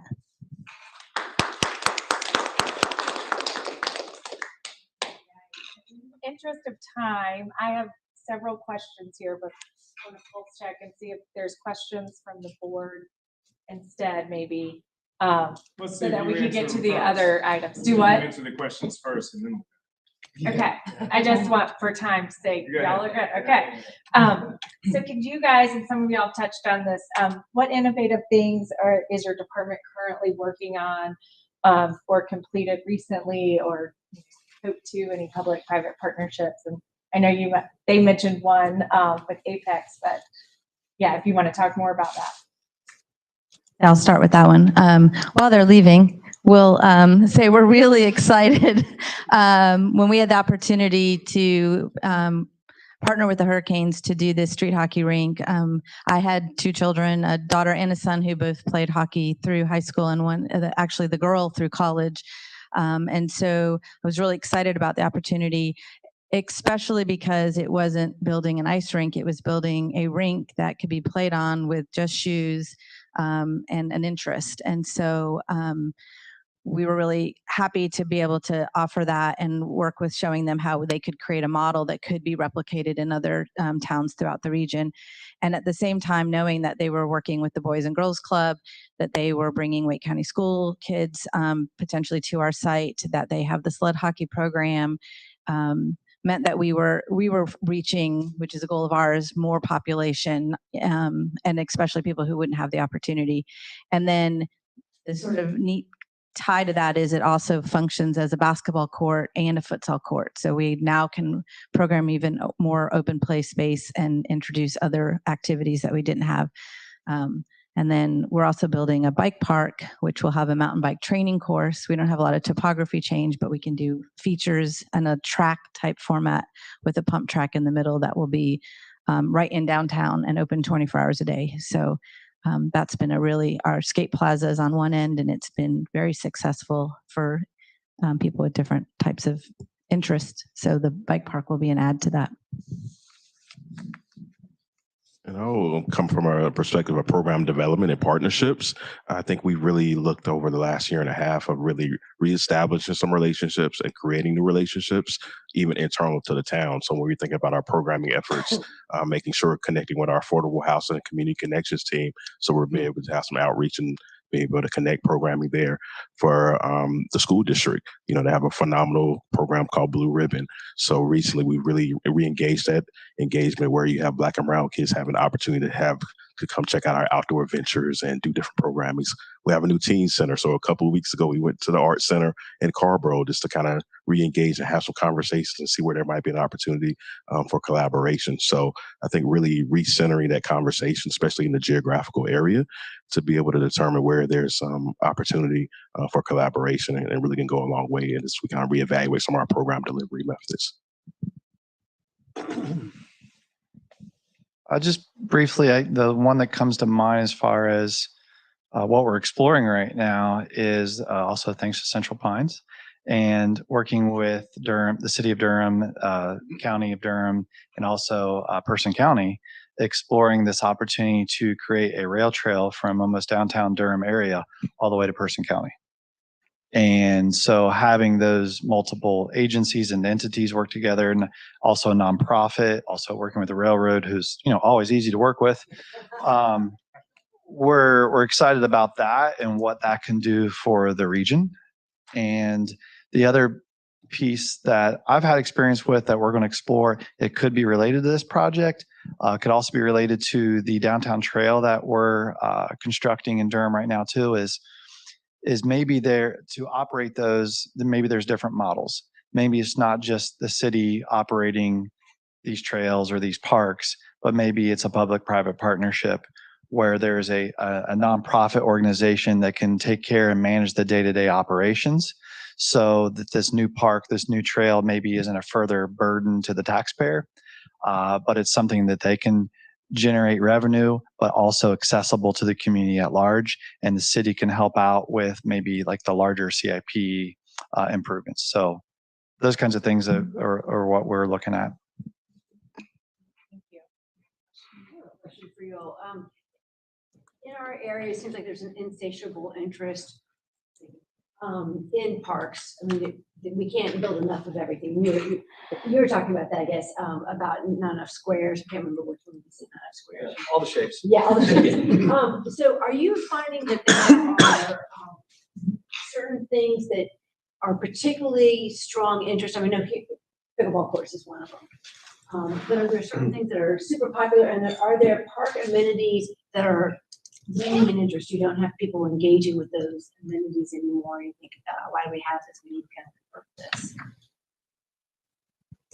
Speak to the trends and the athletic trends. Well, I would say athletically, I mean, obviously when it's new and hot like pickleball, that's what we're all thinking about. But in all honesty, I feel like everything has grown. we can't have enough soccer fields. And when he says rectangles, it's for it could be any sport. It could be kickball, it could be soccer. And it's not only youth, it's from youth through adult. I mean, we're just seeing an explosion since COVID of just people wanting to be outside. So we get between our athletic programming, between our rentals, between working with schools, we are sitting here trying to put pieces of a puzzle together to give people more space. I mean, today, for instance, we were talking to a couple schools. They're actually sharing space at tennis courts because we don't have enough. So it's not just pickleball, it's tennis, it's soccer, it's lacrosse, it's triangle, it's ultimate frisbee. It's a lot of, recently, I don't know if you guys know, flag football is coming into the high schools. We're working with the Durham Sports Commission to put on some tournaments next year, some national tournaments, regional tournaments that they're bringing to Merrickmore Park, and things like that. So you think it's one thing because that's what you hear a lot of, but what we're seeing is an explosion from across the board. Every day we get requests for everything and anything that people want to play. And like I said, it's from youth through adult to any age group. This is what they want to do. Sometimes it's recreational. Sometimes it's community based. It's not always an organized group who wants pay for play. We have a lot of community organizations who are working with refugees in Durham. Can we have a space? We want communal space to come in and play soccer and pray and have community meals together. So it's also recreation space used for things like that to bring community together. So it's not always this organized, we want to come out and do league play, have jerseys, let's keep score and all that. It's not that either. So we're seeing this influx of people requesting space to do a lot more things than just run leagues. I'd add one thing to the space. As you know, watching development happen, the lots are getting smaller to be more affordable, but then they're more expensive. And what we're finding is we don't have enough space that's not designated for something, just that open lawn that's flat, that kids can just meet, or a parent and a child can meet, that's not programmed. And so we're using a word like adaptive play space, meaning something that can just be can be used for anything, but is not designated. So it's just adaptable to whatever somebody needs at the time that it's available, and trying to program like sort of open land for more of that. So I know we have a project that this 92-acre park is going to have like a 5-acre open lawn. And we might have rentals where you could rent the whole lawn, but the idea is that that's a place where we will not program something. It will be free time for families and to get together. Kind of chime in on that, even and kind of what she was mentioning about, it's like bocce too. Like our bocce courts are crowded and packed.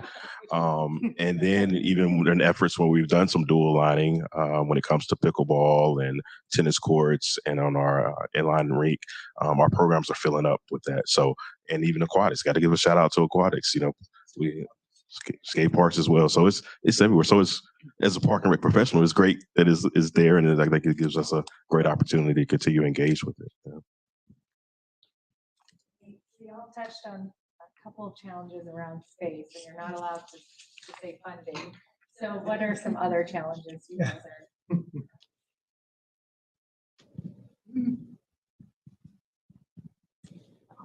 Well, funding for one.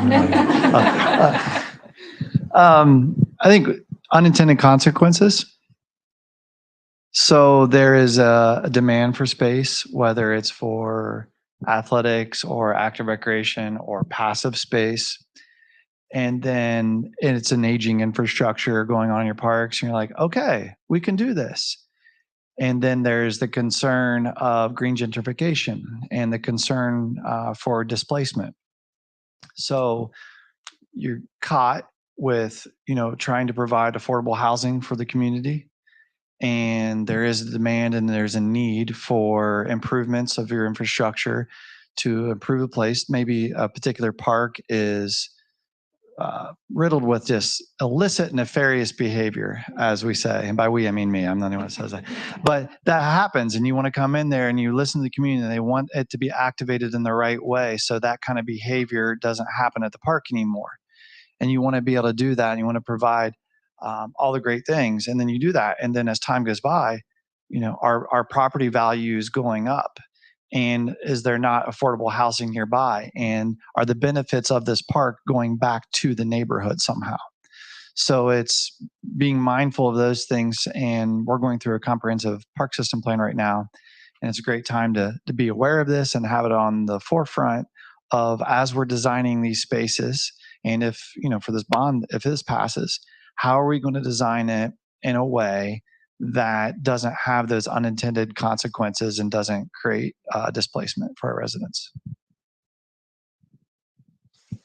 Yeah, and I will just kind of double on that. We also will be kicking off our comprehensive master plan next month.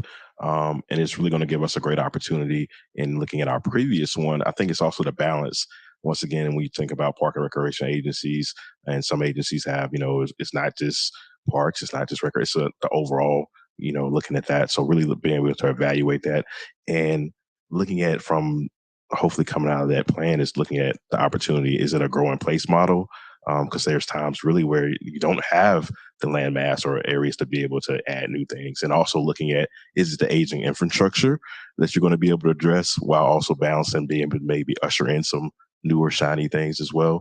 So that's a little bit of a challenge and an opportunity, but I think we're excited definitely in Chapel Hill with the comprehensive plan to help us kind of address that moving forward. Okay. So we like to talk about working together here at this organization and regionalism. So do you guys have any examples of how you're working with a neighboring community in a maybe non-traditional way? I know that we are currently building a section of the Middle Creek Greenway that's a north-south corridor south of US 1.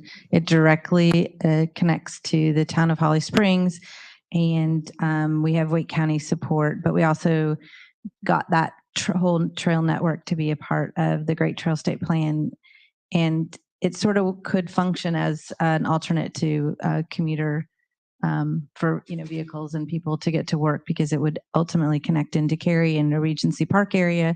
We have an industrial office park area that's in the middle of it, and then we have downtown Cary, Apex, and Cary and Holly Springs that would all connect from it. So for us, because we're pretty small, looking to bigger cities and stuff, that they don't always think about commuting on a greenway, it's recreation, but for the smaller towns to be able to make that regional connection and then have it recognized and then find a way to link up people. And most people, I think in our area, don't think of commuting on bikes or another method versus vehicles.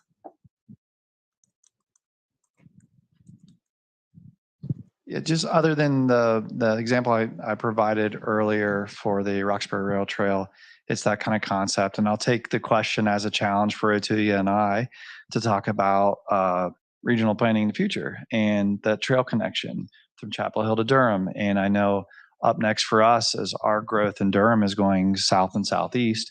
So it's City of Raleigh. So Stephen Bentley and City of Raleigh, how do we make those connections? The other opportunity that I see in the future, I can't remember, it's not the state games, but there's like the world games that's come.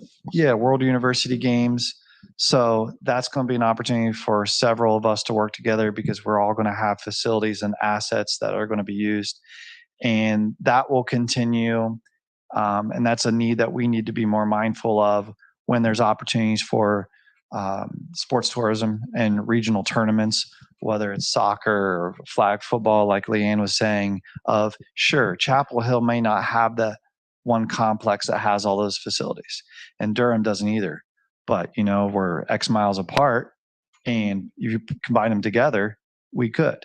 And so if we do that and then we win some of these bids on some of these tournaments, there's the regional economic impact. And then lastly, I think you might have mentioned it, or Leanne, I can remember the Sports Commission, working with them, and we're still exploring this concept of how we can create an indoor complex with outdoor fields so we can start bringing in those national and regional tournaments that'll have that economic impact. The other one, just to highlight, and it comes to, we recently remodeled our teen center downtown Franklin Street, and we have our Hargraves Community Center as well. Looking at entrepreneurship and the relationship that we have with the university, with UNC, with local businesses in downtown Chapel Hill, being able to come to our facilities and talk with our youth. So as of course, within a park and recreation lane, it's not just the athletic piece, it's not always just the arts, but it's also the after school programs that we have and the development. And, a lot of times we're the ones taking them on those first college tours that they go on to. So we're excited about that. Like I said, we just relaunched that facility a few months back. So just having that discussion of having a spot where we can, connect the entrepreneurship spirit as well. So excited about that as well. And that's a great point. That's something that is right there and so simple that sometimes we overlook when we think about neighboring communities to partner with, like, oh, the universities right here in town. I know that's something Leanne does a great job with Duke University and partners with them. That's the Coach to Inspire service group that takes care of all of our youth basketball coaching. So. Thank you. That's all the questions I have. So, and I know we're getting close on time, but I'll give it back to Brett. One more question. Mark Swan from Nightdale. I'm curious if you are all insured by the league municipalities and how you handle that risk management piece. A lot of you have some, escape park and different ideas of climbing walls and such. How do you handle that risk? I never, ever think about it. I don't think about it. Because, well, we have great, intelligent folks that do care about that, as they should, as a risk manager. Somebody's worrying about it. Exactly. But as far as skate park, for example, it's a playground. In our city, and I don't know about others, we treat it just the same. We don't staff it. It's a playground. And there is some of our parks we're changing our signage to talk about our philosophy. This is a park, use your outside voice. If you fall down, brush yourself off and get back up. It's okay. So it is very important in some of the riskier events, and we probably will have one at the skating rink, but it's not something on the forefront of our minds. When we're developing space, we're trying to figure out how is it inclusive, how is it welcoming, and how does it meet what the community needs. And we have some recreational immunity stuff that we're mindful of, but you could probably speak way better than I could. Yeah, definitely. We always have the opportunity, especially with our risk management for the town, but very similar to what he just mentioned as well. And I think the main component is those welcoming spaces, but we do have those conversations. And I think also going back to our signage piece is one thing we're reevaluating as well through that process. But yeah, kind of outside special events, things like that, we make sure those partners have the certificate of insurance and cover the city as well. My concern is sometimes when you talk about those things, people want to say, oh, we need to put no climbing on that, even though we know people are going to climb. And I really don't like that kind of thinking. So I love that idea, but I don't think about it. When we opened our skate plaza, we put hours on it, and then we proceeded to light it, and then we figured out that nobody could really enforce people not using it. And so we worked through the town council and our police force and said, let's open it 24 hours a day. We notified all the adjacent residents, and what we love is that they're using it literally almost 24 hours a day. We have older people that go before work at 4 and 5 a.m. And we're hoping our bike park will be the same thing. But I think we kind of take the perspective from the planning aspect of is, well, let's design it and make it usable for what we're planning for, and let our risk management and attorneys tell us how we have to put the rules up and cover us from there. Yes. Thank you. Well, please join me in thanking these guys for the. That was really great. We have a swag bag for you guys to show appreciation. Thanks, man. There we go. Thank you so much. Twist these all. There we go. Thank you so much. Appreciate you so much. Thank you so much. Thank you so much. Okay. Next up, time's running short, but we have Lee who's going to talk a little bit about his experience going to the western part of the state and supporting the Land of Sky Regional Council on some of the hurricane relief efforts. Okay, and I'm going to combine my executive director report with this so that we can get through those two items. So, as you know, the western part of the state is really dealing with an extremely significant event with Hurricane Helene, and I want to talk a little bit about generally how Central Pines staff members and others have come together to support the regional councils and the local governments in the West. So there's some specific examples that I want to highlight, but then also we're continuing to talk about ways that we can support our colleagues in the West. And we realize that this is not going to be, a 3-4 week event. This is going to be years of recovery. And so what we're doing right now is important. But I think more importantly, we need to be thinking about these communities in 6 months and a year, and how can we continue to support them as they move forward. So one thing that I'm doing with the North Carolina City County Management Association is we're actually on our Microsoft site, we are hosting a resource hub for all the managers and assistant managers in the western part of the state. I think we've got 250 managers, assistant managers that are accessing the SharePoint site. And we're also hosting a virtual office hours. We started every Tuesday and Thursday. We've now pulled back to only doing that on Tuesdays, where we have the managers from the West join, and we have 30 or 40 managers and assistants that have volunteered to be coaches from the central and eastern part of the state, just to be there to be resources for the managers in the West if they have questions. The League of Municipalities, Association of County Commissioners, School of Government are also all represented and give updates. So we'll continue to do that as long as we need to. Next slide. So other specific things I was asked to go to Land to Sky to support their director and assistant director. So I was there from the 6th to the 12th of October, and I've got more pictures than this, but I only wanted to put some pictures up here that were just more general in nature and didn't show individual things that happened to individuals. But this is a dance studio in the town of Clyde. If you know where Clyde in Haywood County is, next to Lake Junaluska, you can see the watermark, and that's pretty far. It's 2 or 3 or 4 streets back from the river. And I noticed I couldn't see watermarks in some of the other structures. So my guess is it was over probably the roof line or something. But you can see where that water line is. This is Montreat's Town Hall. It was completely empty when I went to visit them. Obviously, it had been flooded, but also a lot of damage to parking lot sidewalks. I went to Hot Springs, which is a little community in Madison County. The entire downtown had been flooded. I mentioned to somebody, I don't know if it was the 101st Airborne or a National Guard unit, but they were in there basically removing mud like your crews would be removing snow from a roadway, probably mud 2 or 3 feet deep on roads and sidewalks. They were having to remove it. And then this is Lake Junaluska, where I got to stay, and just a lot of wonderful people, responders, Verizon, Highway Patrol, state parks, unit from Washington, D.C. was there.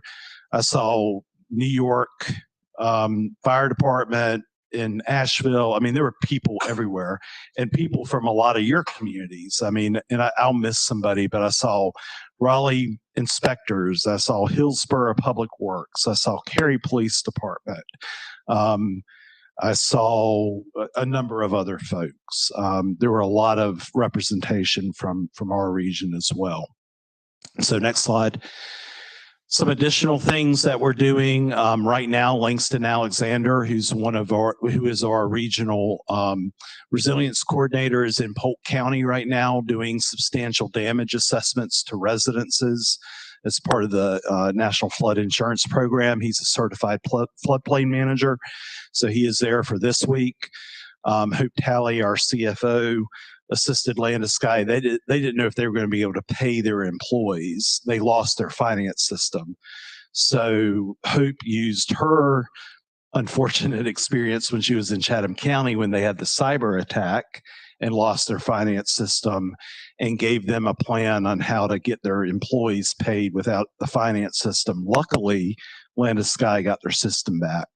But we've got other examples. I know the Area Agency on Aging has been very engaged with the others. So there are examples all over the place. Next slide. I want to, don't click yet, but I want to show a video real quick. Civic Credit Union, which is merging, the local government federal credit union and Civic. They have been so supportive of the needs of local government employees. So I know that at least one employee at Atlanta Sky lost everything. Their primary residence was flooded, their vehicle was destroyed. The Civic Local Foundation is raising money to specifically help local government employees in the impacted region, and have asked us as the Association of Regional Councils of Governments to administer those funds on their behalf. Last we heard there was $150,000 in that fund. We're beginning to take applications. If you feel inclined to give, you can scan the QR code. There's also ways to give on the Civic site. The Civic CEO did a really nice video. If you'll click, it'll play.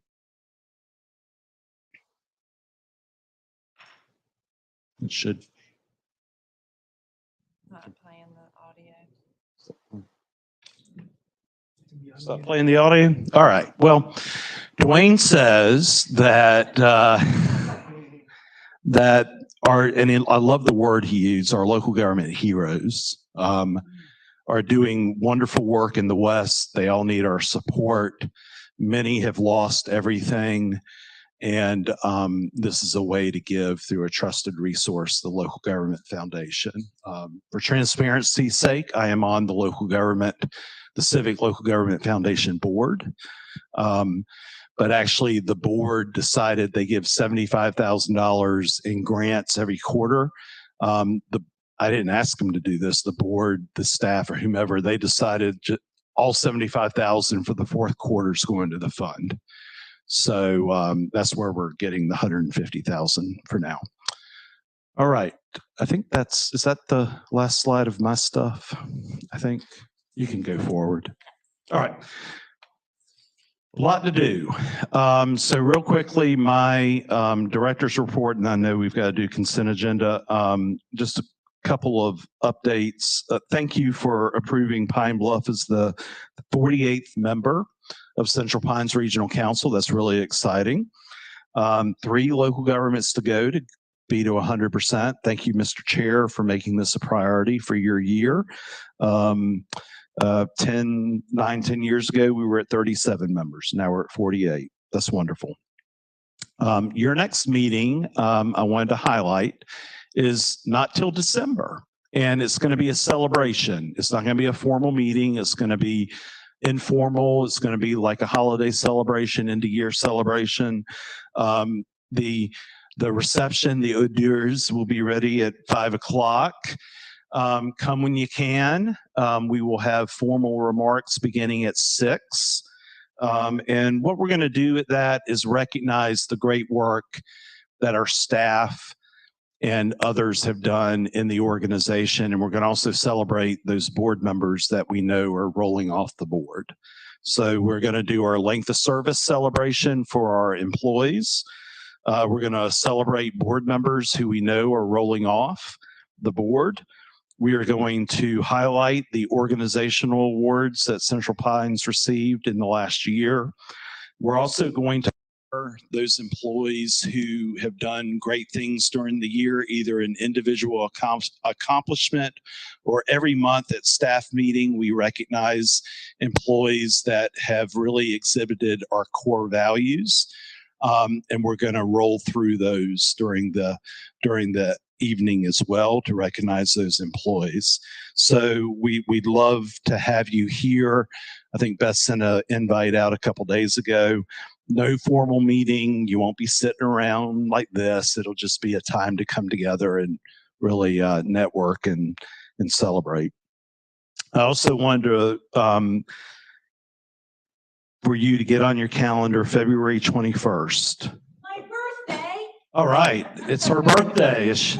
It's Miss Baxter's birthday. Absolutely. We're going to do it and celebrate the region on her birthday. So it's going to be Regional Day. It's going to be Miss Baxter's birthday and Regional Day. But this is the second annual Regional Day, where we are really trying to bring in newly elected local government officials and those that are still holding office to really come together as a region to kick off the year, to build relationships.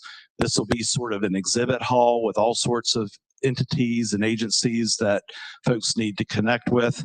February 21st in the morning. We don't have all the times yet, but block it on your calendar. All right, Mr. Chair, that's all I have. Thank you. All right, thank you, Lee. Okay, now we have one more vote on the consent agenda. Do I have a motion to proceed with that vote? So moved. Second. And then we need a roll call, right, Beth? So it's Kathleen and Susan, right? Okay. All right, I'll try to go through it quickly. Aberdeen. Lady, aye. Anger. Aye. Apex. Aye. Archer Lodge. Benson. Broadway. Harborough. Aye. Carthage. Cary. Aye. Chapel Hill. Chatham County. Clayton. Durham. Durham County. Fuquay Varina. Hillsborough. Aye. Holly Springs. Johnston County. Kenley. Nightdale. Aye. Lee County. Micro. Aye. Moore County. Morrisville. Steve Rao, aye. Orange County. Jake Hamilton, aye. Pine Level. Pine Bluff. Pinehurst. Jeff Morgan, Pinehurst, aye. Pittsburgh. Pamela Baldwin, aye. Prince. Raleigh. Robbins. Rollsville. Roseville, aye. Sanford. Rebecca Salmon, Sanford, aye. Selma. Byron McAllister, aye. Tyler City. Smithfield. Southern Pines. Bass. Wake County. Aye. Wake Forest. Nick Slawinski, aye. Wendell. Whispering Pines. Aye. Wilson's Mills. Zebulon. Aye. All right, we're good. All right, thank you very much.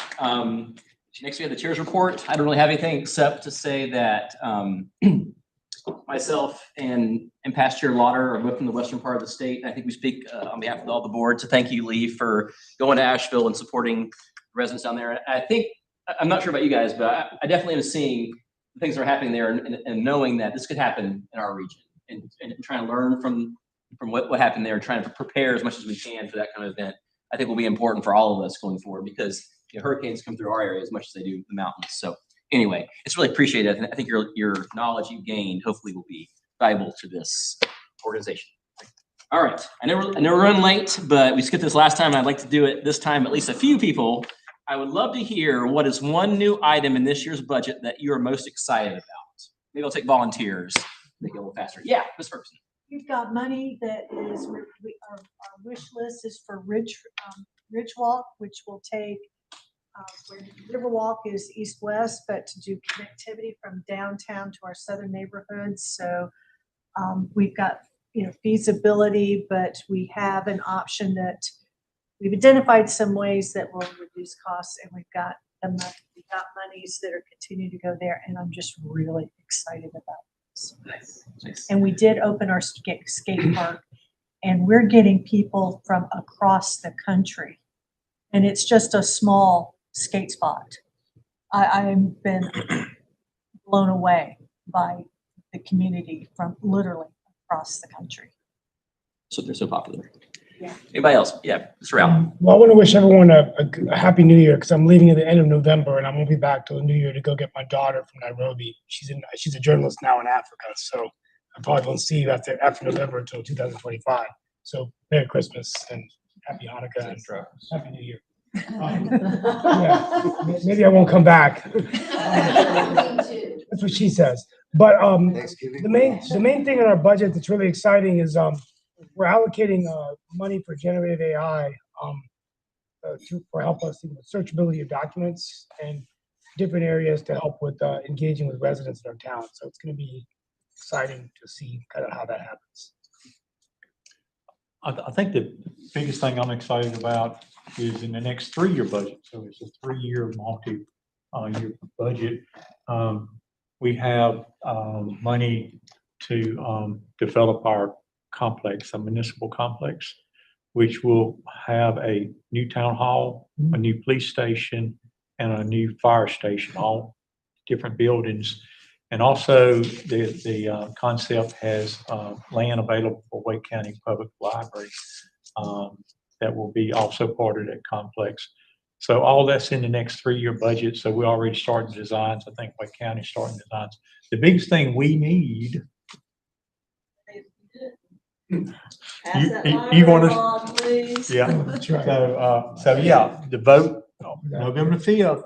Turn the ballot over and vote on the bond. I think all of us in Wake County gets a little piece of that pie. I know Roseville and close to you down there gets a bigger piece of it for sure. Because there's a big hole in our area and a big hole in your area down there. So that's a big thing that we got going. Anybody? Oh, yes. Go ahead, Yeah, I'm Randy. just gonna come behind you. A shout out to Orange County, Gene, if you're listening. Because in partnership with the town of Carborough, the Orange County branch library will be built in Carborough. Actually, it's going to be opening sometime over the next 3 to 6 months, and it's a 34-year endeavor. And libraries, I'm just going to quote Dr. Carla Hayden, our Librarian of Congress, who said, libraries are the cornerstone of democracy. So thank you for doing a library bond, and I just encourage everyone to be supportive of libraries. Actually, it's not mine, it's Susan's. We'll support Roseville, we'll support South. Oh, yes. Everybody. And if you got a $400,000 house, it's only like $10.50 a year. We're renovating and expanding quite a few libraries with the bond passes and the community. That's right. Okay, anybody online want to speak up? Katie put hers in the chat for micro. They're excited to update playground equipment in the near future. All right. Okay, that's all. Before we go, I'd like to acknowledge that it's Beth's birthday today, so thank you for being here. I'm not sure who wants to sing, but thank you so much for being here, for us for this meeting today and running it great. So, no other business. This meeting is adjourned. Okay. Thank you, Mr. Chair. Good. Yeah. Join me right here. Yeah. Oh, good. Yeah. So what's the plan with that? Lead, what I recommend is the next conference. No, I think